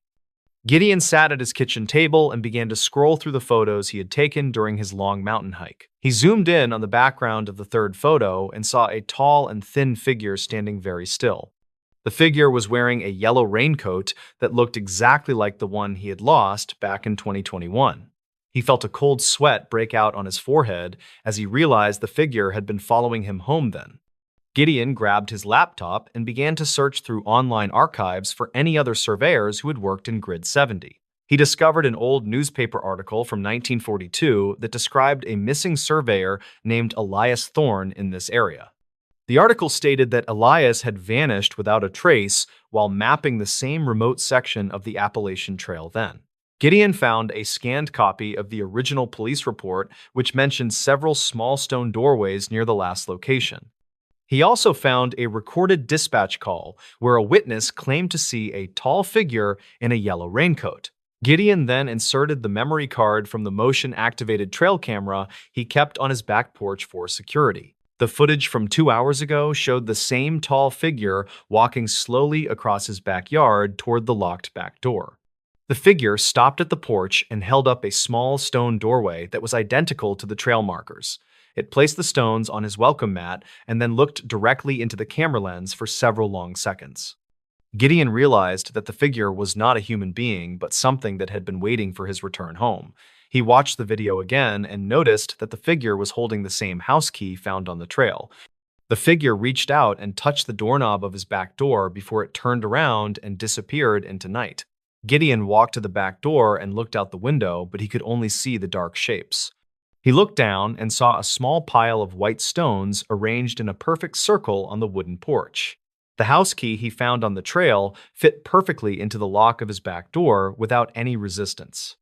Gideon felt his heart racing as he realized the figure had been inside his house while he was still away. He checked his bedroom and found that his old yellow raincoat was hanging neatly in the back of his closet. The raincoat was soaking wet and covered in the same green moss he had seen on the first stone doorway. Gideon also found a small journal resting on his nightstand that he did not remember ever owning or writing in. The journal contained sketches of stone doorways and maps of the Appalachian Trail that were dated to 1984. Every page was filled with the same high-pitched whistle written in musical notes that he could not understand. He looked at the last page and saw his own name written in dark ink with today's date on. Gideon Vance realized that he had not just found a mystery, but he had invited something very old into his quote. He locked every door and sat in the dark while he waited for the sound of a high-pitched. He watched the closet door slowly begin to open as the clock struck 12 in the quiet and dark cabin. Gideon reached into his desk drawer and pulled out a small digital recorder he used for his daily survey notes. He decided to document everything he had found because he was not sure if he would see the next morning. He recorded the details of the stone doorways and the strange key that belonged to a man from the past. Gideon also described the feeling of being watched by the figure in the yellow raincoat that he once wore there. He mentioned the specific archive files from 1942 and the police reports that described the disappearance of Elias. The house felt very cold as he spoke into the microphone, and he could hear his dog Cooper whimpering softly. Gideon checked the trail camera footage one last time and noticed a second figure standing near the edge of woods. This new figure was shorter and was wearing clothes that looked like they belonged to a hiker from the past. He realized that Elias Thorne was not just a missing person, but he was now part of the dark mountain. The whistle sounded again, but this time it was coming from inside the walls of his own small and dark, Gideon stood up and grabbed a heavy iron fireplace poker to defend himself from whatever was hiding in the house. He walked toward the kitchen and saw that the small stone doorway on his mat had been moved inside then. The stones were now arranged in a circle around his favorite wooden chair where he usually sat to read books. Gideon felt the air pressure in the room change as if a large and heavy door had been opened nearby. He looked at the window and saw his own reflection staring back at him with eyes that were completely black. The reflection did not move when Gideon moved, and it began to whistle the same high-pitched and haunting tune.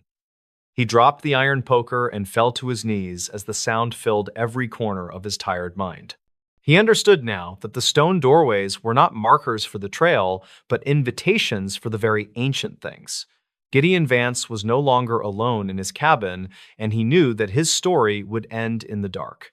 The digital recorder continued to run as the sound of footsteps approached the bedroom where he was currently sitting alone. The last thing recorded on the device was the sound of a heavy door closing and a soft and low. Investigators would later find the cabin completely empty, with no signs of a struggle or any forced entry at all. They found the yellow raincoat and the small pile of white stones resting on the kitchen table in a circle. The house key for the back door was found resting inside the pocket of the wet and very mossy coat. Gideon Vance was never seen again in the town of Boone or anywhere along the long Appalachian Trail path there. His white truck remained at the trailhead for several weeks until the local police finally towed it away for good. The case remains open in the files of the county sheriff, but no new evidence has ever been found. Some stories in the mountains never truly end because the woods have a very long memory for the lost souls.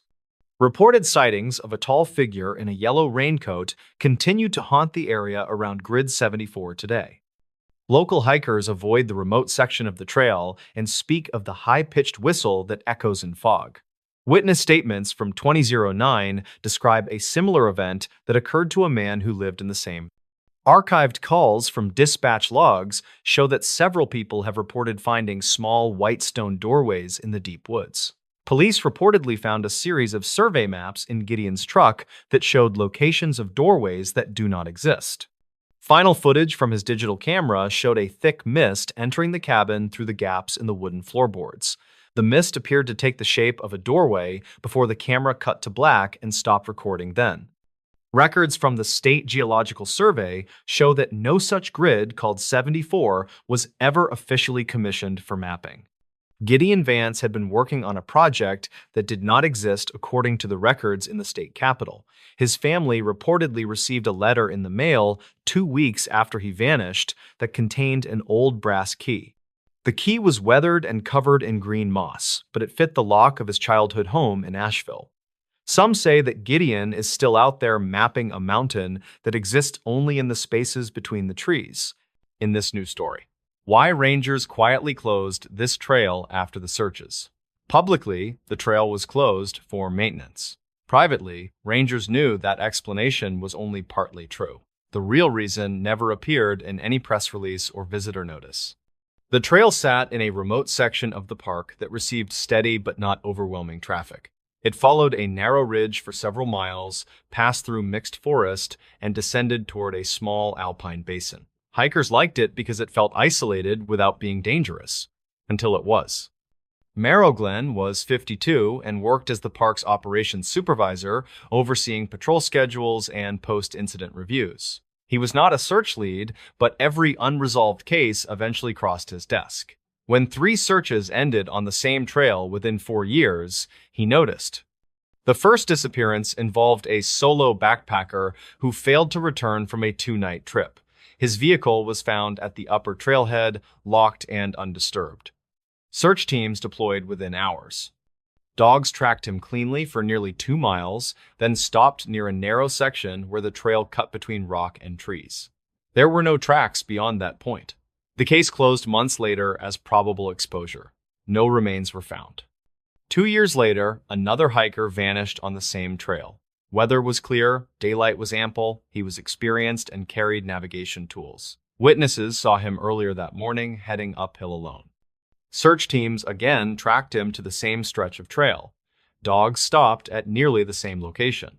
No evidence led off the path. The search ended quietly. At the time, the similarities were noted but dismissed. The third case changed that. This time, two hikers were traveling together. They separated briefly when one stopped to adjust a pack strap. The other continued ahead for less than a minute. When the second hiker rounded a shallow bend, the first was gone. There was no sound, no call for help, no visible exit point.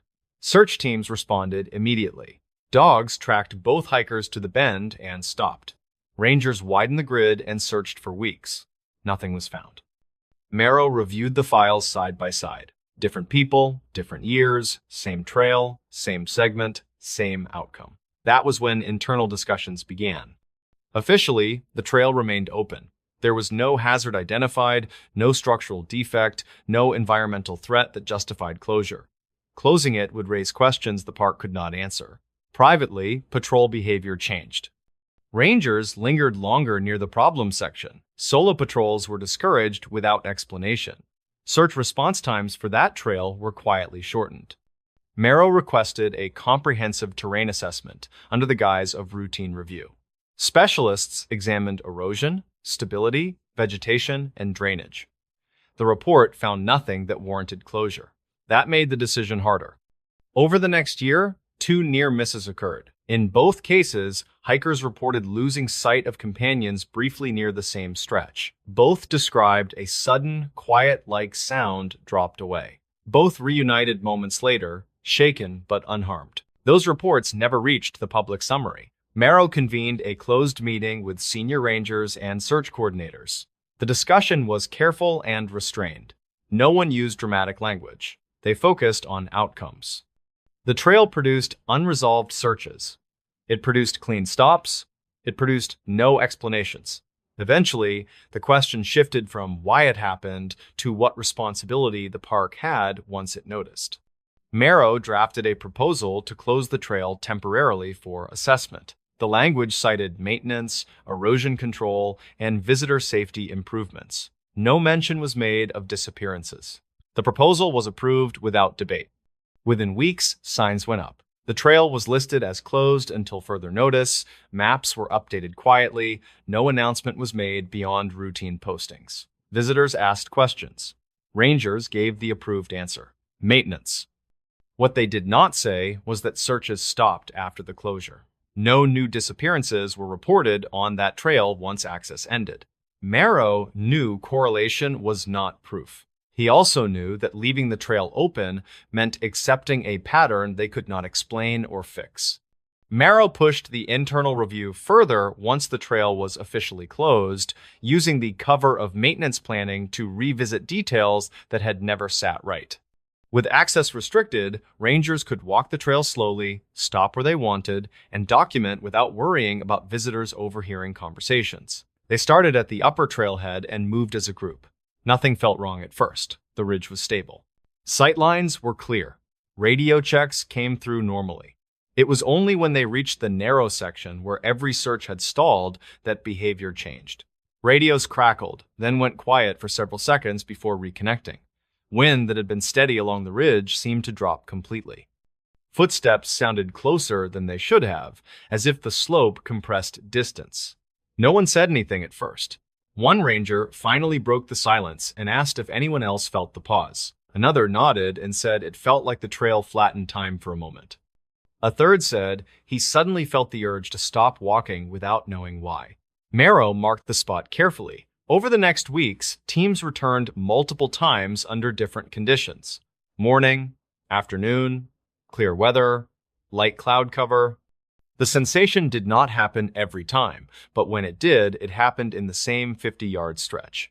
They consulted outside specialists quietly.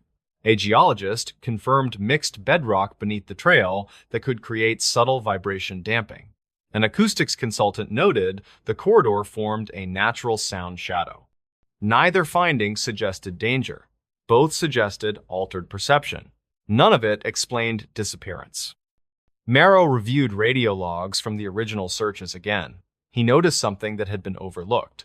In each case, there was a brief gap in radio traffic when teams first reached the problem section. Not long enough to trigger alarms, long enough to mark hesitation. He interviewed the rangers who had been present years earlier. Their memories were vague, but similar. They remembered stopping, looking around, waiting for instructions that never came, then resuming the search with less certainty. No one remembered why they stopped. The near-miss reports took on new weight. In both cases, hikers said they felt suddenly separated despite being only steps apart moments earlier. Both described the same quiet and the same urge to pause. Marrow documented everything, then locked the file behind administrative review. He understood now why previous supervisors had avoided formal acknowledgement. There was no corrective action to recommend. You could not post a sign warning people that the trail might make them hesitate. The question became ethical rather than procedural. If a trail repeatedly produced unresolved searches and no mitigation existed, did the park have a duty to close it even without a defined hazard? The answer was reached without a vote. They would keep it closed, permanently, if necessary. The maintenance explanation would remain. Rangers would not discuss the real reasons publicly. Doing so would invite speculation, fear, and attention the park could not manage responsibly. Marrow accepted that burden. In the months after closure, patrol logs showed something else. Search call volume dropped slightly in that district. Not dramatically, just enough to notice. No new cases followed the same pattern. The absence of incidents felt heavier than their presence ever had. After a year passed without incident, pressure began to build to reopen the trail. Visitor numbers were climbing elsewhere, and the closed route offered an easy release valve for congestion. Maintenance reports showed no structural issues remaining. On paper, there was no reason to keep the trail closed. Marrow was asked directly whether the closure was still necessary. He answered carefully. He said the trail continued to present unresolved concerns related to visitor safety and response reliability. He avoided specifics. The statement was enough. The closure stayed in place. Internally, the trail was reclassified. It no longer appeared on seasonal planning maps. New rangers were not assigned to patrol it unless required. The trail faded from daily operations without ceremony. What remained were the records. Marrow archived the internal review under restricted access, alongside other documents rarely revisited. The file contained no conclusions, only observations, clean stops, repeated hesitation, searches that reached a point and could not move beyond it. Years later, a new supervisor asked why the trail had never reopened. Marrow had already retired by then. The answer came from an older ranger who had worked one of the searches. He said simply that some places do not give evidence back once they take it. The explanation was accepted without follow-up. The trail itself changed slowly. Without foot traffic, vegetation crept inward. Fallen branches remained where they landed. The narrow corridor that once unsettled search teams became harder to recognize at a glance. Occasionally, hikers asked about the closure. Rangers gave the approved response.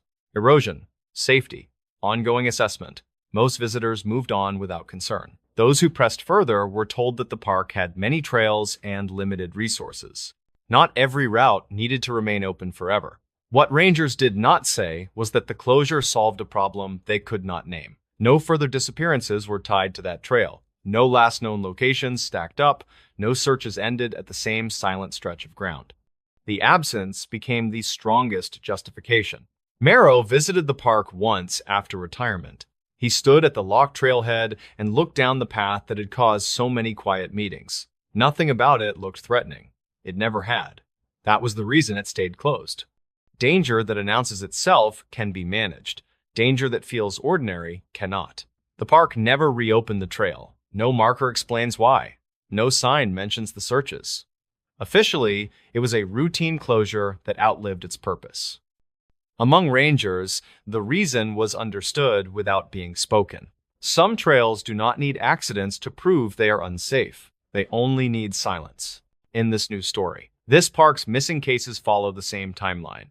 Internal case timelines from a large national park reveal a coincidence that was never formally acknowledged. Too many missing person cases followed the same sequence of events down to the hour, even when circumstances appeared unrelated. The park stretched across vast wilderness with long trails that crossed forest, ridgelines, and alpine basins. Visitors arrived year-round. Some got lost, some were injured. A few never came back. That part was not unusual. What unsettled veteran staff was how consistently certain cases unfolded once someone went missing. Dale Morin was 58 and worked as the park's incident timeline analyst. His job began after searches concluded. He reconstructed events using radio logs, dispatch records, witness statements, and timestamp data. He was not interested in why people vanished. He focused on when everything stopped. Over years of reviews, one pattern became impossible to ignore. In case after case, the missing person was last seen between late morning and early afternoon. Not at dawn, not at dusk. Almost always during the same narrow window when daylight felt stable and urgency felt low. The first case Dale revisited involved a solo hiker who vanished on a popular loop trail. Witnesses saw him resting near a viewpoint just before noon. Rangers reached the area within 2 hours. By mid-afternoon, dogs had lost the trail. By sunset, the search stalled. The timeline repeated. Another case followed the same structure. A trail runner failed to return from a midday loop. Her watch data showed normal pace until early afternoon. Search teams arrived quickly. Dogs tracked her to a point on the trail and stopped. The active search lost momentum before nightfall. Dale overlaid dozens of cases. Different trails, different years. Same arc. Last sighting late morning or early afternoon. Initial search response strong. Evidence disappears within hours. Search stalls before the first night ends. He noticed something else. Families reported missing members later in the day, often at sunset. Rangers were already behind the curve by then. The critical window had passed quietly hours earlier. Dale examined radio traffic from early searches. The same phrases appeared repeatedly. We're at the last known point. No further sign. Holding position. Reassessing. Those phrases clustered in the same time block. Mid-afternoon. Canine logs showed similar timing. Dogs tracked cleanly for short distances, then stopped within hours of disappearance. Not the next day. Not after weather changed. The scent ended quickly, almost immediately. Dale began asking questions quietly. Why did momentum always collapse before nightfall? Why did evidence vanish so fast under stable conditions? Why did so many cases share the same rhythm? He consulted a search behavior specialist who reviewed the timelines without knowing locations. The specialist said the pattern suggested early disorientation rather than prolonged wandering. People stopped moving purposefully soon after last contact. That explanation fit some cases. It did not fit all. In several incidents, witnesses reported the missing person was calm moments before vanishing. No signs of fatigue, no panic, just a brief separation. Dale labeled the phenomenon internally as the early stall. Once a case entered that phase, recovery odds dropped sharply regardless of resources. Administrators dismissed the idea. Timelines varied in every search. Similarities were inevitable across years of data. Dale continued tracking. By the time he reached his 10th year in the role, he had identified more than 20 cases that followed the same hourly sequence. The dates differed, the trails differed, the order never did. The park did not have random disappearances. It had a schedule. Dale pushed deeper into the data once he accepted that the timing itself was the anomaly. He stopped grouping cases by trail or terrain and began grouping them by hour. When he did that, the pattern tightened. Most disappearances began quietly between 10:30 and 1:30. The last confirmed sighting almost always landed inside that window. What followed was remarkably consistent. Search initiation was fast. Resources deployed efficiently. Confidence remained high for several hours. Then, around mid-afternoon, something changed. Radio logs showed a subtle shift. Early transmissions were decisive and directional. Units moved with purpose. After 2 or 3 hours, the language softened. Teams reported holding positions, reassessing grids, waiting for instruction. Momentum slowed without any single event causing it. Dale charted those shifts minute by minute. The slowdown almost always began between 3 and 4 in the afternoon. Weather data offered no explanation. Conditions often remained stable. Visibility stayed good. There was no sudden storm-forcing retreat. The stall happened regardless of season. Canine performance followed the same curve. Dogs tracked strongly during the first hour or two. Then, handlers reported the same issue. Scent ended. Not weakened, not scattered, ended. The timestamp on those reports clustered tightly in mid-afternoon. Dale interviewed several handlers who had worked multiple cases. When asked why the dogs disengaged, none had a clear answer. They described it as unnatural, but struggled to explain why. The dogs were alert, focused, ready to work. There was simply nothing left to follow. Dale reviewed witness behavior next. In many cases, companions waited longer than expected before reporting someone missing, not because of negligence, but because the situation felt temporary. Someone stepped ahead. Someone lagged behind. The separation felt minor. By the time concern set in, hours had passed. That delay mattered. Dale compared cases where reports came in early versus late. Even when reports came in early, the same stall occurred. Speed did not prevent it. It only brought teams to the last known location sooner. And once they arrived, the clock resumed its pattern. He consulted a cognitive behavior analyst familiar with wilderness response. After reviewing anonymized timelines, the analyst pointed to a phenomenon called false stability. During midday hours, people underestimate risk because conditions feel safe. Decisions to pause, wait, or assume reunion feel reasonable. That explained reporting delays. It did not explain the synchronized collapse of evidence. Dale noticed another detail. In several cases, watch data and phone logs showed brief gaps or irregularities shortly after the last sighting. Not full signal loss, just missing minutes. Time that could not be accounted for cleanly. Those gaps always occurred early. By the time searches began in earnest, whatever happened had already finished.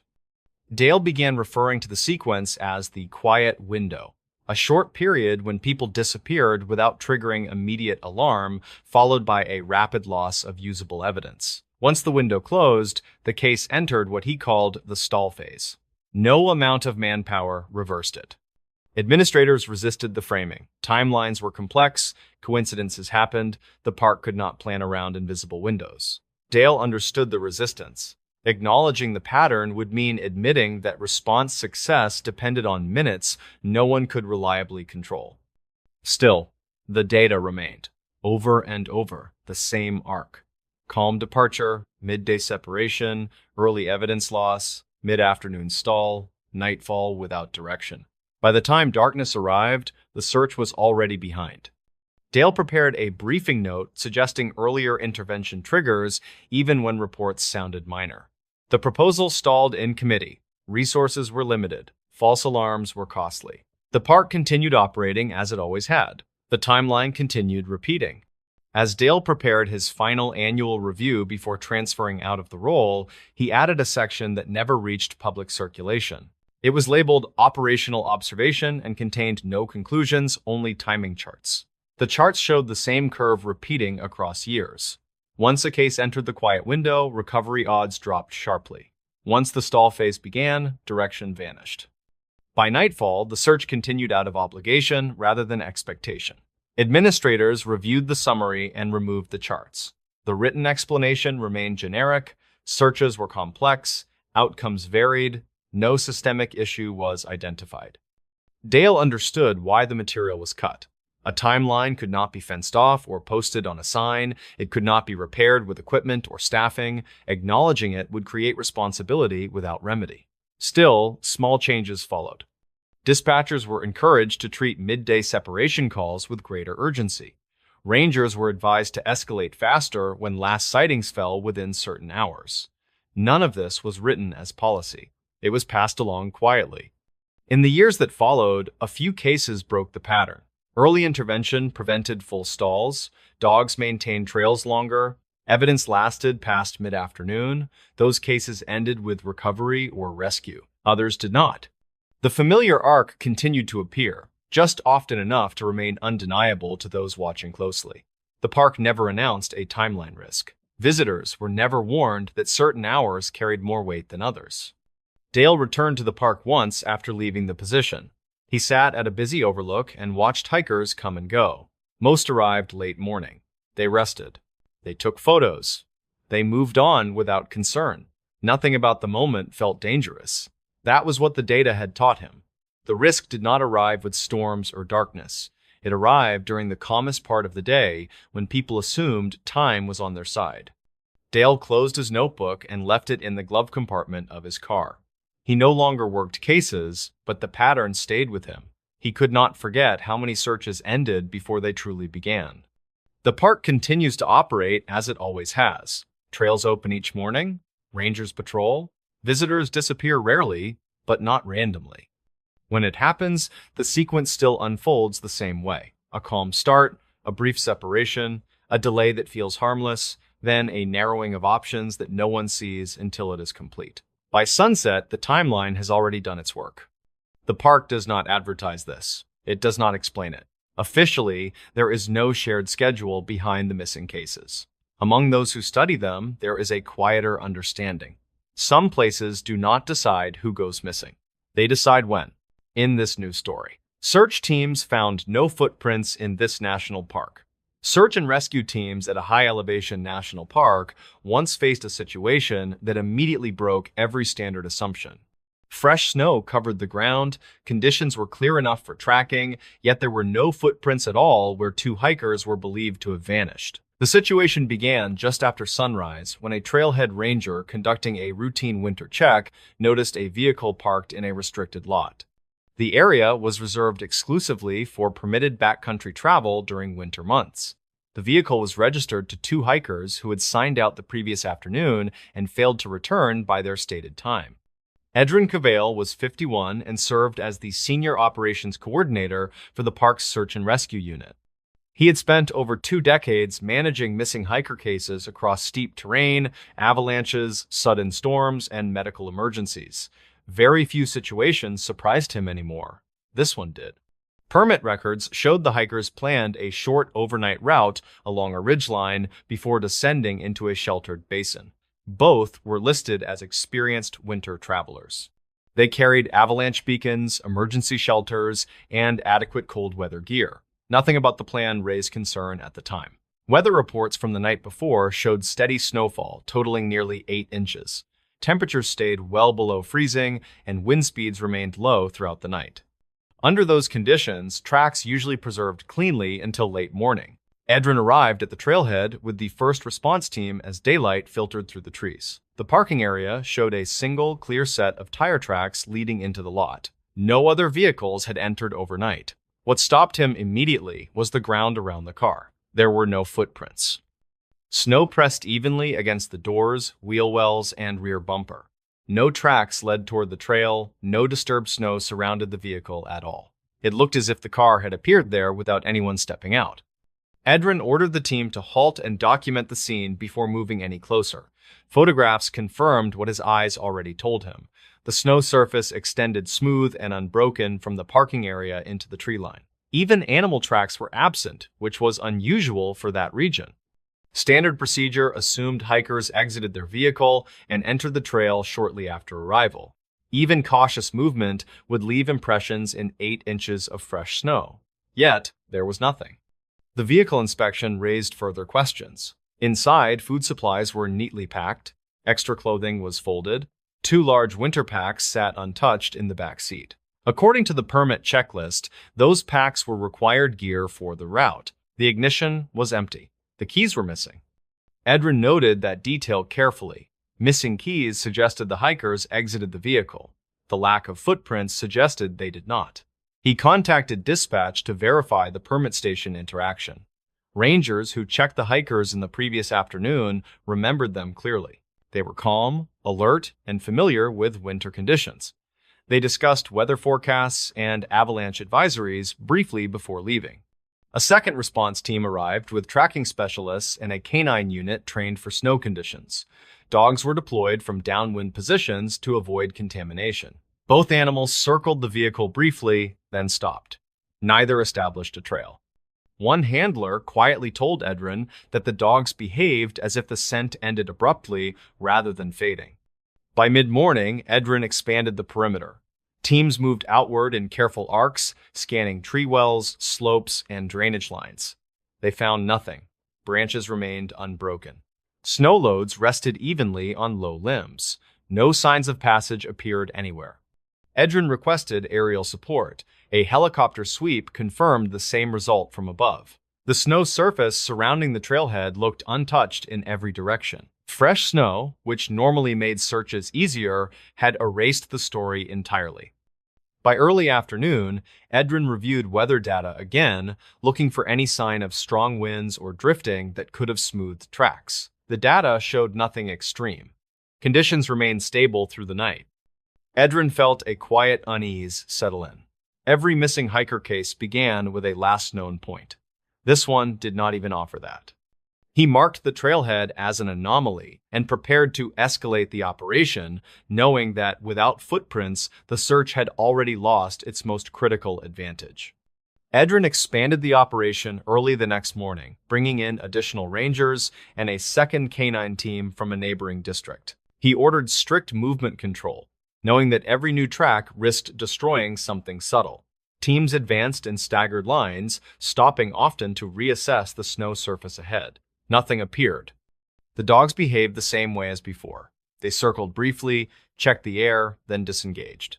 Handlers reported no clear scent pool, no directional pull, and no confusion caused by wind. The dogs simply had nothing to follow.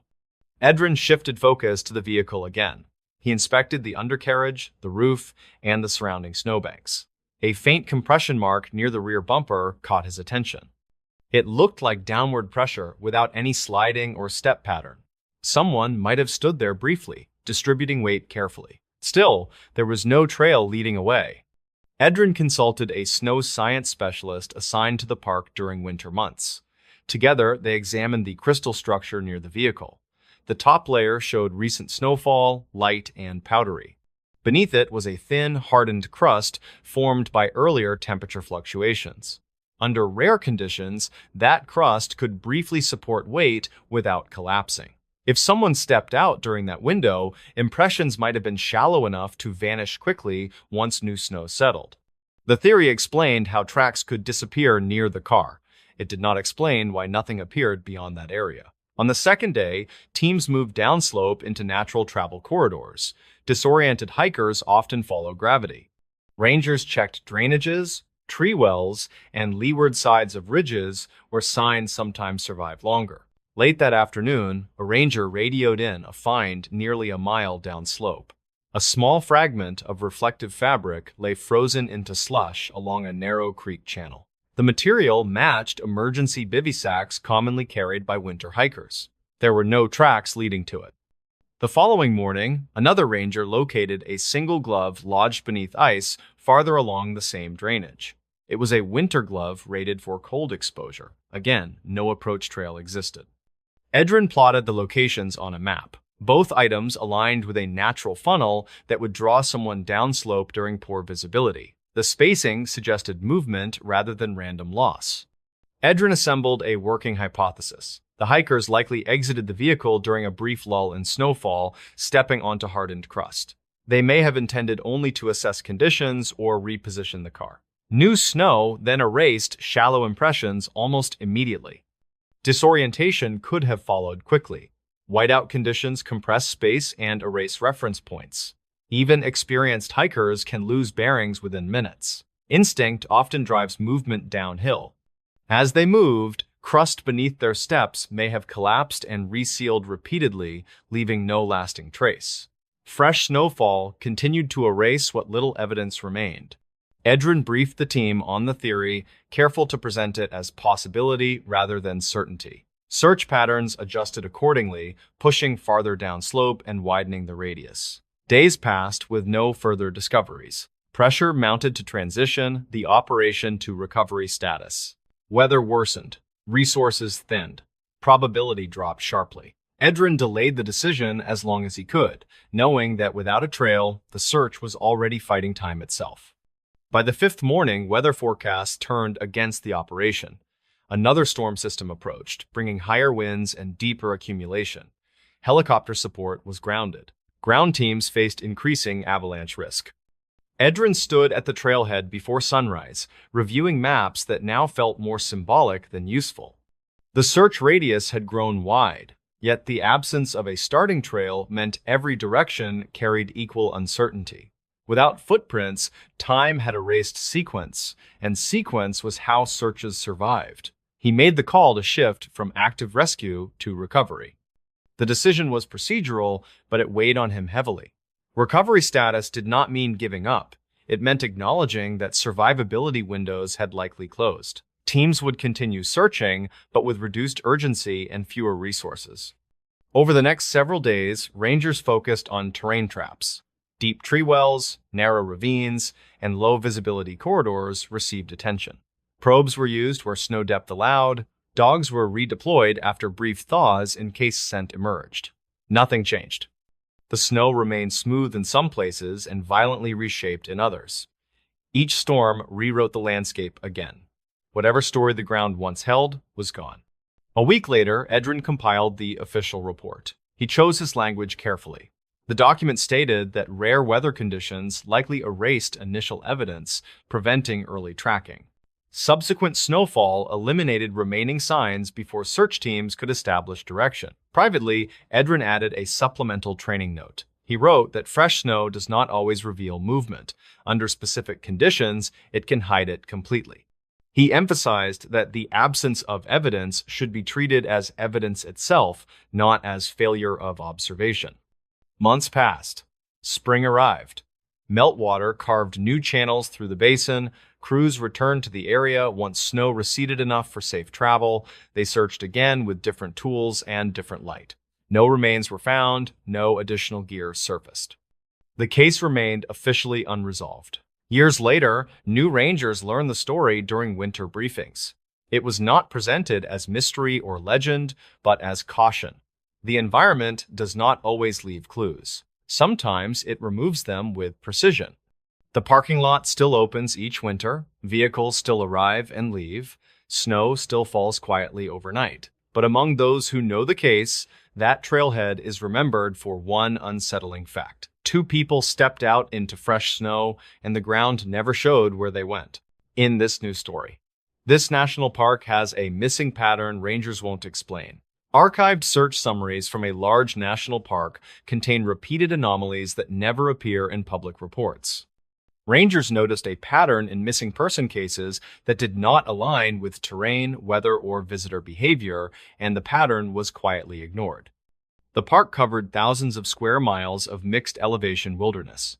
Dense forest filled the valleys, while exposed ridgelines cut across higher ground. Weather shifted quickly, and once visitors left paved roads, phone signals faded fast. People went missing there every year, which alone was not unusual. What unsettled experienced rangers was how certain details repeated afterward. Iron Talcott was 54 and worked as a field operations supervisor for the Park Service. He had spent more than 25 years rotating between patrol duty, search and rescue, and incident coordination. He believed strongly in data and procedure. Patterns mattered to him, especially when others dismissed them. The first case that bothered Iron involved a solo day hiker who vanished on a well-marked loop trail. The terrain was moderate, the weather clear, and daylight plentiful. The hiker's vehicle was found at the trailhead, locked and undisturbed. His phone showed normal movement until mid-afternoon. Then, everything stopped. Search teams responded quickly. Dogs tracked the hiker for a short distance, then stopped near a shallow bend in the trail where the ground dipped slightly and trees closed in. Beyond that point, there were no tracks, no broken branches, and no signs of struggle. The case was closed months later as probable disorientation. A year later, another hiker vanished under nearly identical circumstances. Same type of trail, same time of day, same weather conditions. Again, dogs lost the trail near a narrow corridor where visibility dropped briefly. Again, nothing was found beyond that point. Individually, each case was explainable. Together, they unsettled Iron. Over the next several years, the pattern repeated. Missing hikers were almost always alone. They vanished during late morning or early afternoon, not at night. Their last known locations clustered near specific trail segments. These were places where the trail dipped, curved sharply, or passed through dense stands of trees that briefly blocked sightlines. Most of the missing hikers were prepared. They carried water, food, and navigation tools. Many had prior experience in the park. Few were reckless or unfit. Weather was rarely extreme at the time of disappearance. What troubled Iron most was what search teams did not find. There were no long, wandering tracks, no discarded gear scattered in panic, and no clear signs of injury. In many cases, there were no footprints at all beyond a short section of trail. It was as if people simply stopped existing within the landscape. Iron began keeping his own notes outside the official system. He logged dates, locations, trail types, and witness statements. When he mapped the disappearances, clusters emerged. Official summaries smoothed them out by labeling each case isolated. He brought the issue up once during a regional review meeting. The response was polite but firm. With millions of annual visitors, repetition was inevitable. Patterns could appear where none truly existed. Iron accepted the explanation publicly. Privately, he kept watching. The case that confirmed his concern involved a father and teenage son hiking together. The father walked several steps ahead on a narrow trail section. He rounded a bend in the path. When the son followed seconds later, his father was gone. There was no side trail, no drop-off, no dense brush immediately nearby. Search teams responded within hours. Dogs lost the trail at the same bend. The son insisted his father never left the path. He said the area felt quiet suddenly, like sound dropped away. That description matched several earlier witness statements. Quiet, still, empty. Iron realized the pattern was not about people getting lost. It was about where they vanished. Iron expanded his private review after that case, knowing he could no longer treat the similarities as coincidence. He requested access to older incident files stored off-site, reports rarely revisited because they predated digital indexing. The files were thin, handwritten in places, and often vague, yet the same language surfaced again and again. Missing near a bend. Lost after a short dip. Trail narrows. Sound carries poorly. He began comparing those notes with modern reports. The wording changed over the decades, but the circumstances did not. People vanished at points where the trail briefly removed visual certainty ahead while leaving the way behind seemingly intact. Rangers often described those segments as unremarkable, yet they appeared repeatedly in unresolved cases. Iron shared his findings quietly with two trusted colleagues, one from search and rescue and another from resource management. Both listened without interruption. Neither disagreed outright, but both cautioned him.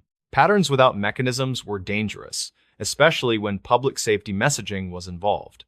One colleague suggested terrain psychology. When trails narrow or dip, hikers adjust pace and attention. Small errors compound. Another suggested acoustic shadowing. In certain formations, wind and sound behave unpredictably, creating a sense of isolation. Those explanations accounted for discomfort. They did not account for disappearance without evidence. Iron requested permission to walk several of the trail segments himself. He did so during routine patrols, careful not to draw attention. At each site, he stopped where others had vanished and listened. The sensation was subtle but consistent. Sound felt muted. Footsteps ahead seemed closer than they were. Wind stalled, then returned abruptly a few steps later. None of it was dramatic. All of it was disorienting. He paid close attention to time perception. In those short corridors, minutes felt compressed. A few steps passed without memory of movement. It was enough to unsettle him, and he knew what to expect. During one patrol, Aaron accompanied a junior ranger unfamiliar with the pattern. When they reached a marked bend, the junior ranger slowed without prompting. He said the trail felt wrong. He could not explain why. Iron said nothing and kept walking. Back at headquarters, Iron overlaid the disappearance sites with geological maps. Several aligned loosely with shallow fault lines or areas of mixed bedrock. Those zones often produced irregular acoustics and subtle ground vibration. None were dangerous by themselves. Together, they formed corridors that altered perception briefly. He prepared a memorandum suggesting additional signage or patrol emphasis near those segments. The proposal was reviewed and quietly shelved. There was no justification for alarming visitors without clear evidence of risk. The resistance was not hostile. It was procedural. As years passed, new cases added weight to Iron's concern. A solo trail runner vanished on a clear morning. Dogs tracked her cleanly until a narrow rock corridor, then stopped. A retired couple reported losing sight of each other briefly near a wooded dip. They reunited moments later, shaken but unharmed. Each incident reinforced the same truth. The pattern did not guarantee disappearance. It only increased the chance of separation. Iron documented everything. He trained younger rangers to pay closer attention to certain trail segments without explaining why. He requested faster response times for calls originating near familiar bends. Officially, the park had no missing pattern. Unofficially, veteran rangers began sharing quiet warnings. Stay alert in the dips. Do not rush narrow corridors. If someone disappears from view, stop immediately and call out. Most visitors never noticed anything unusual. Millions passed through the park safely every year. The pattern did not announce itself loudly. It waited. Iron understood then why the pattern was never written down. To acknowledge it formally would require explaining something that could not be fixed with signs or fences. The land itself was not dangerous. It was selectively unforgiving. By the time Iron approached retirement, he had filled several notebooks. He did not know what caused the disappearances. He only knew where they were most likely to begin. And he knew the park would never say it out loud. As retirement approached, Iron was asked to prepare a transition briefing for the ranger who would replace him. Officially, the document covered staffing schedules, seasonal hazards, and radio protocols. Unofficially, Iron added a separate envelope marked training notes. Inside were copies of maps, excerpts from old reports, and a simple list of trail segments highlighted in pencil. No explanations were written, only dates and case numbers. The new supervisor asked about it once.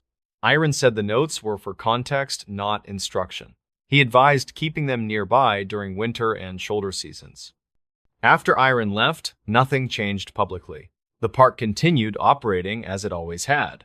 Trail signs were updated for erosion, campsites were rotated, missing persons cases were handled individually, each one treated as isolated and unrelated. The pattern continued quietly. A few years later, a hiker was reported missing on a popular day trail. Search teams arrived quickly and worked the area with precision. Dogs tracked the hiker for several hundred yards, then stopped at a familiar bend. Rangers expanded the grid and found nothing beyond that point. The report used standard language. Probable disorientation. No signs of foul play. Another case followed months later. A photographer vanished during late morning hours on a clear day. His last known photo showed a narrow rock corridor with trees closing in on both sides. The image timestamp placed him minutes before the bend. No further evidence was found. Veteran rangers noticed the same things Iron once had. The quiet, the way sound behaved, the places where people disappeared from view without explanation. They shared concerns only with each other, never in writing. New rangers learned through experience. They noticed which calls made older colleagues pause before responding. They noticed which trail segments triggered faster mobilization even when reports sounded routine. During one training exercise, a junior ranger asked why a particular bend was included in every winter briefing. The instructor said it was a spot where people tended to make mistakes. That was the only explanation offered. Privately, rangers avoided patrolling those segments alone when conditions were quiet and visibility dropped. They slowed their pace, they listened longer, they waited for partners to stay within sight. Visitors were never warned explicitly. The Park Service believed strongly in not creating fear where none could be clearly justified. Millions of people walked those trails without incident. The pattern did not target most people. It targeted moments. Moments when someone stepped forward while trusting the path behind them. Moments when visibility collapsed briefly. Moments when sound dropped away just long enough for separation to occur. The land did not need to act. It only needed to allow distance to open. Iron returned to the park once after retirement. He walked one of the familiar trails alone in early autumn. When he reached a shallow dip, he stopped and waited. The forest felt still. Sound softened. The world ahead felt closer than it was. He stepped forward again, and the feeling passed immediately. Nothing dramatic happened. Nothing needed to. That was the part most people never understood. The disappearances did not come from danger that announced itself. They came from places that felt ordinary until they did not. Iron left the park that afternoon and never returned. His notebooks remained archived but uncatalogued. Officially, there was no missing pattern. Among rangers, there was an understanding that could not be formalized. Certain places did not take people often. They only needed to take them occasionally, and when they did, the trail would close behind them so cleanly that no one could explain where they went. Why park rangers quietly warn each other about these disappearances? The deep and ancient forests of the American wilderness hold secrets that many park rangers are simply too afraid to discuss. These brave men and women often see things that defy common logic and challenge their understanding of the natural world. Byron Holloway was a 46-year-old wilderness survival instructor who spent most of his life in the brush. He was a man who felt more at home under a canopy of stars than in a crowded city room. On a crisp morning in October 2012, Byron set out to prepare a new trail for his students. The setting was a remote stretch of land known as Blackwood Ridge, where the trees grow tall and very thick. He carried a heavy pack filled with basic supplies and a detailed map of the entire rugged Northern Territory. Byron intended to find a safe campsite near the hidden springs that provided fresh water throughout the dry autumn season. He stepped into the woods with a sense of purpose and a sharp eye for any signs of local wildlife. The sun was rising slowly over the horizon and casting long shadows across the damp and mossy forest floor today. He felt the familiar crunch of dried leaves under his boots as he moved deeper into the silent green heart. The atmosphere changed when Byron reached a limestone shelf that looked like it had been carved by a giant hand. He checked his topographic map and realized that this specific formation was not recorded in any of the official logs. The air around the shelf felt strangely cold and smelled like ozone after a very heavy summer rainstorm passed. Byron noticed a small opening in the rock face that was hidden behind a curtain of thick and tangled vines. He pulled back the greenery and discovered a narrow tunnel that led deep into the belly of the dark ridge. A metallic clicking sound echoed from the depths of the tunnel and made the hair on his neck stand up. He called out to see if anyone was inside, but the only response was a hollow and very distorted echo. Byron decided to investigate the opening further because he wanted to ensure the area was safe for his young students. He turned on his flashlight and stepped into the cool darkness of the limestone tunnel with a very cautious heart. The floor was smooth and showed no signs of animal tracks or human passage from the recent rainy months. The tunnel opened into a large chamber that was filled with an incredible collection of personal items from different decades. Byron found rusted watches and leather boots and even a set of silver keys from a 1974 truck. He realized that these items belonged to people who had vanished in the Blackwood Ridge area over many long years. Each object was placed in a small circle on the stone floor as if they were part of a ritual. The metallic clicking sound grew much louder in the chamber and seemed to come from the very walls around him. Byron felt a sudden wave of dizziness and a strange pressure behind his eyes as he looked at the items. He noticed a small hand-carved wooden doll that looked exactly like one his own daughter had lost years ago. The resemblance was so striking that he felt a cold chill run down his spine in the absolute dark silence. He stepped back from the circles and felt the air begin to vibrate with a low and steady humming sound. Byron knew that he had to leave the chamber immediately before he lost his grip on his own clear mind. The investigation into the cave began after Byron reported his findings to the chief ranger at the local station office. He spoke with a retired ranger named Arthur Pender, who had worked in the territory during the 1980s years. Arthur explained that the park rangers have a quiet code of silence regarding certain areas of the Blackwood Ridge woods. They warn each other about the quiet spots where the wind does not blow and the birds never choose to. Reported witness statements from the 1990s described a frequency that could mimic the voices of loved ones and friends. These sounds would lead hikers away from the main trails and into the deep canyons where they were never found. Archived dispatch logs show that search teams often found the gear of the missing people near the limestone shelf area. However, they never found the tunnel that Byron had stumbled upon during his routine training preparation for his survival class. The authorities officially sealed the area and told Byron to keep the location of the chamber a total secret. He spent the next several months researching the history of the ridge in the dusty basement of the county archives. The twist came when Byron realized that the metallic clicking was not coming from a machine, but from the rock. He discovered that the limestone in that specific area contained a high concentration of rare and very magnetic crystal deposits. These crystals acted like a natural recording device that captured the sounds and emotions of the people who walked nearby. The items in the chamber were not placed there by a person, but were pulled in by a strange force. The frequency was not mimicking voices, but was actually replaying the final moments of those who had become lost there. Byron understood that the disappearances were caused by the mountain itself as it gathered the memories of the living world.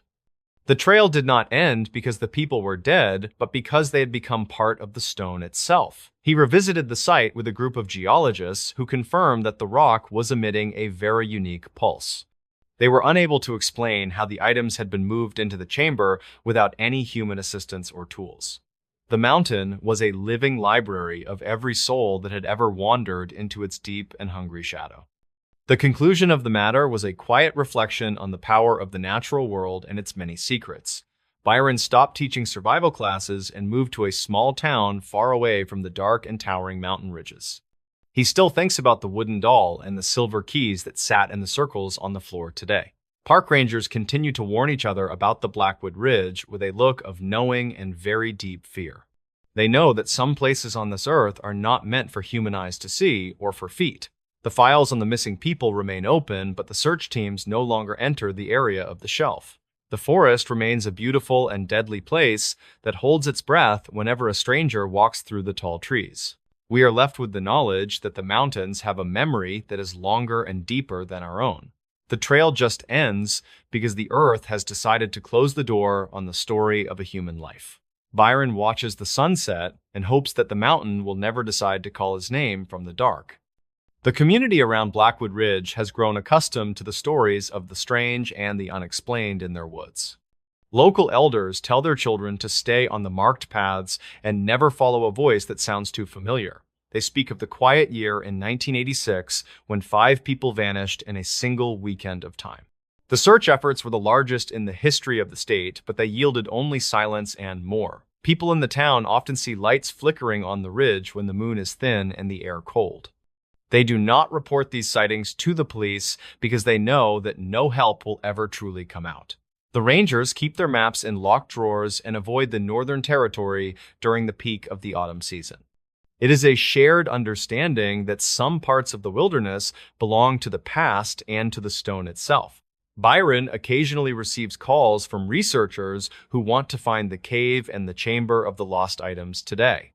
He always tells them that the mountain has moved and the entrance is now buried under a deep rock slide. He knows that the truth is much more dangerous than a simple pile of stone and heavy fallen timber. Every October, the fog rolls into the valley and wraps the Blackwood Ridge in a thick and very gray blanket. The humming sound returns to the air and can be heard by anyone who stands still enough to listen closely. Some residents claim they can hear the clicking sound echoing through the floorboards of their old and creaky wooden houses. It is a reminder that the earth is constantly moving and shifting beneath our feet in the dark of night. The mystery of the disappearances remains a permanent part of the local lore and a warning to all who enter. We are small and temporary compared to the vast and ancient power of the hills and the deep valleys below. The story of Byron Halloway is just one chapter in a much longer and darker history of the wilderness area. Those who listen to the wind may hear the names of the missing being whispered by the pines and oaks. The trail remains empty, and the mountain waits for the next person to lose their way in the green. The chief ranger, who replaced the one Byron spoke to, has since retired and moved to the desert for peace. He once told a reporter that he never felt alone when he was patrolling the northern ridge near the shelf. He felt as if 1,000 eyes were watching him from the cracks in the rock and the shadows. The ranger always kept his radio on full volume to drown out the low and steady humming of the earth. He knew that the silence was a trap that could lead a man into a world of no return. His journals are filled with sketches of the stone formations and the strange symbols he found carved in bark. No one has been able to decipher the meaning of the markings or the origin of the clicking sounds heard. The records of the Park Service show a sharp decline in missing persons since the area was officially closed off. However, the rangers still whisper to the new recruits about the things that walk between the trees at night. They tell them to never look back if they hear a child crying in the middle of a storm. The silence of the ridge is a heavy weight that stays with anyone who has ever stood upon its rocky peak. It is a place where time seems to slow down and the boundary between the past and present grows very. Byron Halloway now spends his days gardening and enjoying the simple sounds of a quiet and very safe suburban life. He never goes into the woods without a compass that he knows will work in any kind of magnetic field. The wooden doll from the cave still haunts his dreams and makes him wonder about the nature of our reality. He realizes that we are only guests in a world that was here long before we ever took a step. The mountain will continue to stand, and the crystals will continue to record the sounds of the wind and rain. The secrets of the Blackwood Ridge are safe behind the curtain of vines and the wall of absolute human silence. Search teams found nothing because the mountain had already claimed everything that was left of the people who wandered in. The trail just ended because it was time for the forest to take back what it had once freely given. A ranger's warning about these parks. Every park ranger knows there are sections of the woods where the rules of the world seem to change completely. These men and women often see things that they cannot explain to the general public without sounding quite insane today. Gideon Barlow was a 48-year-old search and rescue lead who spent his life in the Elderwood Forest. He was a man who preferred the steady rhythm of the natural world over the loud and messy life of city. On a humid morning in June 2015, Gideon set out to investigate a reported disturbance in the northern restricted zone. The area was off-limits to the public due to the unstable terrain and the frequent sightings of black bears. He told the station dispatcher that he would be back by nightfall and headed out with his standard patrol pack. Gideon drove his green 1998 truck to the end of the gravel road where the deep wilderness begins. He stepped out into the thick air and felt the heavy silence of the trees pressing against his tired ears. The goal for the day was to locate a series of illegal campfires that had been spotted from the air. He checked his topographic map and began the long trek through the dense ferns and the tangled roots of trees. The sun was high in the sky, but the thick canopy blocked out most of the warmth and the light. Gideon reached the first designated coordinates and noted the absence of any human activity in his small official field book. Everything began to change when Gideon reached a small clearing that was not marked on any of the recent survey maps. He noticed a bright blue backpack sitting on a large flat stone in the center of the quiet and still woods. He approached the bag and realized it looked as if someone had just placed it there a few moments ago today. The fabric was clean and the zippers were shiny despite the heavy rain that had fallen over the last week. Gideon opened the main compartment and found a set of keys and a wallet belonging to a man named Silas. He looked at the driver license and felt his heart skip a beat when he saw the date of birth listed. The license had expired in 1993, which was the same year that a young hiker had vanished there. Gideon remembered the case because it was the first search he had ever participated in as a young junior ranger. The gear inside the bag was perfectly preserved as if the last 20 years had simply never happened for the items. He felt a sharp metallic clicking sound coming from the thick brush directly behind the large and flat stone today. He called out to see if anyone was hiding in the shadows, but only the cold wind answered his loud voice. Gideon decided to bring the backpack back to the ranger station to document the strange find with his fellow officers. He walked quickly through the darkening woods and felt a strange sensation of being followed by something very large and quiet. The clicking sound echoed through the trees and seemed to move with him as he navigated the rocky and steep path. He reached his truck just as the sun was dipping below the jagged peaks of the western mountain range tonight. He placed the blue bag on the passenger seat and drove back to the station with a sense of dread. When he arrived, he found the night dispatcher Elias Sterling waiting for him with a look of deep and worry. Elias was a 62-year-old veteran who had seen many strange things during his long tenure in the park.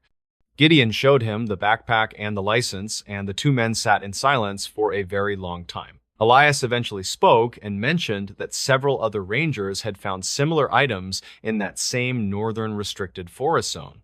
They called these items the leftovers because they appeared years after a person had gone missing in the deep woods. No one could explain why the gear remained in such perfect condition after decades of exposure to the mountain weather. The investigation into the leftovers began the next morning when Gideon and Elias decided to search the station archives for clues. They found a series of old files from 1993 that detailed the disappearance of a hiker named Silas Thorne. The reports mentioned that Silas was an experienced outdoorsman who knew the Elderwood Forest better than most of the park staff. He had vanished without a trace while hiking the same trail that Gideon had patrolled the previous and very long day. Witness statements from that time mentioned a strange humming sound that could be heard near the northern edge of the woods. One hiker claimed he saw a man walking into a wall of fog that did not move with the wind today. Archived dispatch logs show that the search for Silas was the most extensive in the history of the Park Service. However, the teams never found a single footprint or a piece of clothing during the entire 3-week search effort. Elias noted that the clicking sound Gideon heard was also reported by searchers back in 1993 during the night. They had dismissed it as a mechanical failure of their radios, or perhaps the sound of local insects in the trees. Gideon realized that the mystery was much deeper than a simple missing persons case from the distant and dark past. The complication grew more intense when Gideon returned to the clearing with a team of forensic experts 2 days later. They used ground-penetrating radar to scan the area around the flat stone where the blue backpack was originally found today. The equipment picked up a series of anomalies that looked like large metallic structures buried deep beneath the forest floor soil. The technicians were baffled because there were no records of any construction or mining activity in that part of the park. Gideon also noticed that his compass began to spin in slow circles whenever he stood near the center of clearing. The air felt heavy and charged with static electricity that made the hair on his arms stand up quite straight. He reached into his pocket to grab his digital camera, but the battery was completely dead despite a full charge. The metallic clicking sound returned, and this time it was coming from beneath the very ground they were standing on. One of the experts found a small metal plate hidden under the moss that had a series of strange symbols. They were not in any language that the team could identify and seemed to be etched with incredible precision. Gideon felt a sudden wave of nausea and a high-pitched ringing in his ears that would not go away. The investigation took a turn when Gideon contacted a retired ranger named Arthur Pender, who lived in a nearby town. Arthur had been the lead investigator on the Silas Thorne case and had kept his own private notes for years. He told Gideon that the park was built over a series of natural magnetic vents that could distort time and space. Arthur believed that the northern restricted zone was a place where these vents were particularly strong and very active today. He claimed that people did not get lost, but were actually pulled into a state of suspended animation by the energy. This would explain why the backpack looked brand new, even though it had been missing for over 20 years in woods. The leftovers were items that the mountain eventually spit back out once the energy levels had reached a certain point. Arthur warned Gideon to stay away from the clearing because the cycle was beginning to repeat itself in the woods. He mentioned that the clicking sound was the sound of the vents opening and closing like a heavy stone door. Gideon realized that Silas might still be out there in a place where time did not move at all today. He decided to make one final trip to the clearing to see if he could find any more solid evidence. The twist occurred when Gideon arrived at the clearing and found the blue backpack sitting on the flat stone again. He was certain that he had taken it back to the station and locked it in the evidence locker cabinet. He opened the bag and found a new item that was not there during his first inspection of the gear. It was a Polaroid photo of himself standing in the clearing, taken from the perspective of the thick and brush. The photo looked old and faded, but it clearly showed Gideon holding his radio and looking toward the dark trees. He realized that someone or something had been watching him and had already taken his image from the future world. The metallic clicking grew deafening, and the ground began to vibrate with a low and steady and very deep hum. Gideon saw a man standing at the edge of the clearing who was wearing the same clothes as Silas Thorne. The man did not move or speak, but he held out a hand as if he were asking for help. Gideon felt a powerful pull toward the man and the shadows that seemed to be growing around his tired body. He turned and ran as fast as he could back toward the safety of the gravel road and truck. He did not look back until he reached the station and saw the lights of the town in the distance. The conclusion of the story is a quiet warning to anyone who plans to visit the deep and wild places. Gideon Barlow resigned from the Park Service and moved to a small coastal town where the trees were not so. He never spoke about the photo or the man he saw at the edge of the clearing to anyone else, The blue backpack was found in the evidence locker exactly where he had left it the very night before today. However, the Polaroid photo was missing, and the wallet inside the bag was now completely empty of any identification cards. The park authorities officially closed the northern restricted zone and built a high fence to keep the curious people out. They claimed it was to protect the wildlife, but the rangers knew the true reason for the heavy steel gate. Elias Sterling still works at the station, and he often hears the clicking sound on the radio during the night. He knows that the mountain is still waiting for the next person to wander into the center of the clearing. The trail just ends because the Earth has a memory that is much longer and darker than our own lives. We are only guests in a world that can decide to take us back at any moment it truly chooses. The community around Elderwood Forest has developed its own set of rules for surviving the mysteries of the deep green. They tell the children to never pick up an item that looks too clean for the forest floor or the path. They speak of the quiet years when the woods seem to hold their breath and the birds stop their singing. People in the town often see lights flickering on the northern ridge, but they never go to investigate the source. They know that some secrets are meant to stay buried in the dirt and the stone of the old mountains. Gideon Barlow spends his days watching the ocean and enjoying the simple sounds of the waves on the white sand. He keeps a small compass on his desk, but he never looks at it to see if it is. He knows that the needle will only spin in circles if the mountain ever decides to call his name again. The forest remains a beautiful and deadly place that does not forgive those who do not respect its power. We are left with the silence of the pines and the memory of a ranger who saw too much truth. The story of Silas Thorne is just one of many that the mountain has swallowed over the long and dark. The files on the leftovers are now kept in a secure location that is not accessible to the general public. New rangers are given a quiet briefing about the northern restricted zone and the things that they might hear there. They are told to stay on the marked trails and to never enter the clearing after the sun goes down. Most of them listen to the warning because they can see the fear in the eyes of the veteran staff. They know that the woods are not just trees and rocks, but a living and breathing entity with a will. The mystery of the blue backpack remains unsolved, and the search for Silas Thorne has been officially closed for good. His family has long since moved away, and the town has forgotten the face of the man who vanished. Only the mountain remembers the hikers and the surveyors and the rangers who stepped into the shadows of the valley.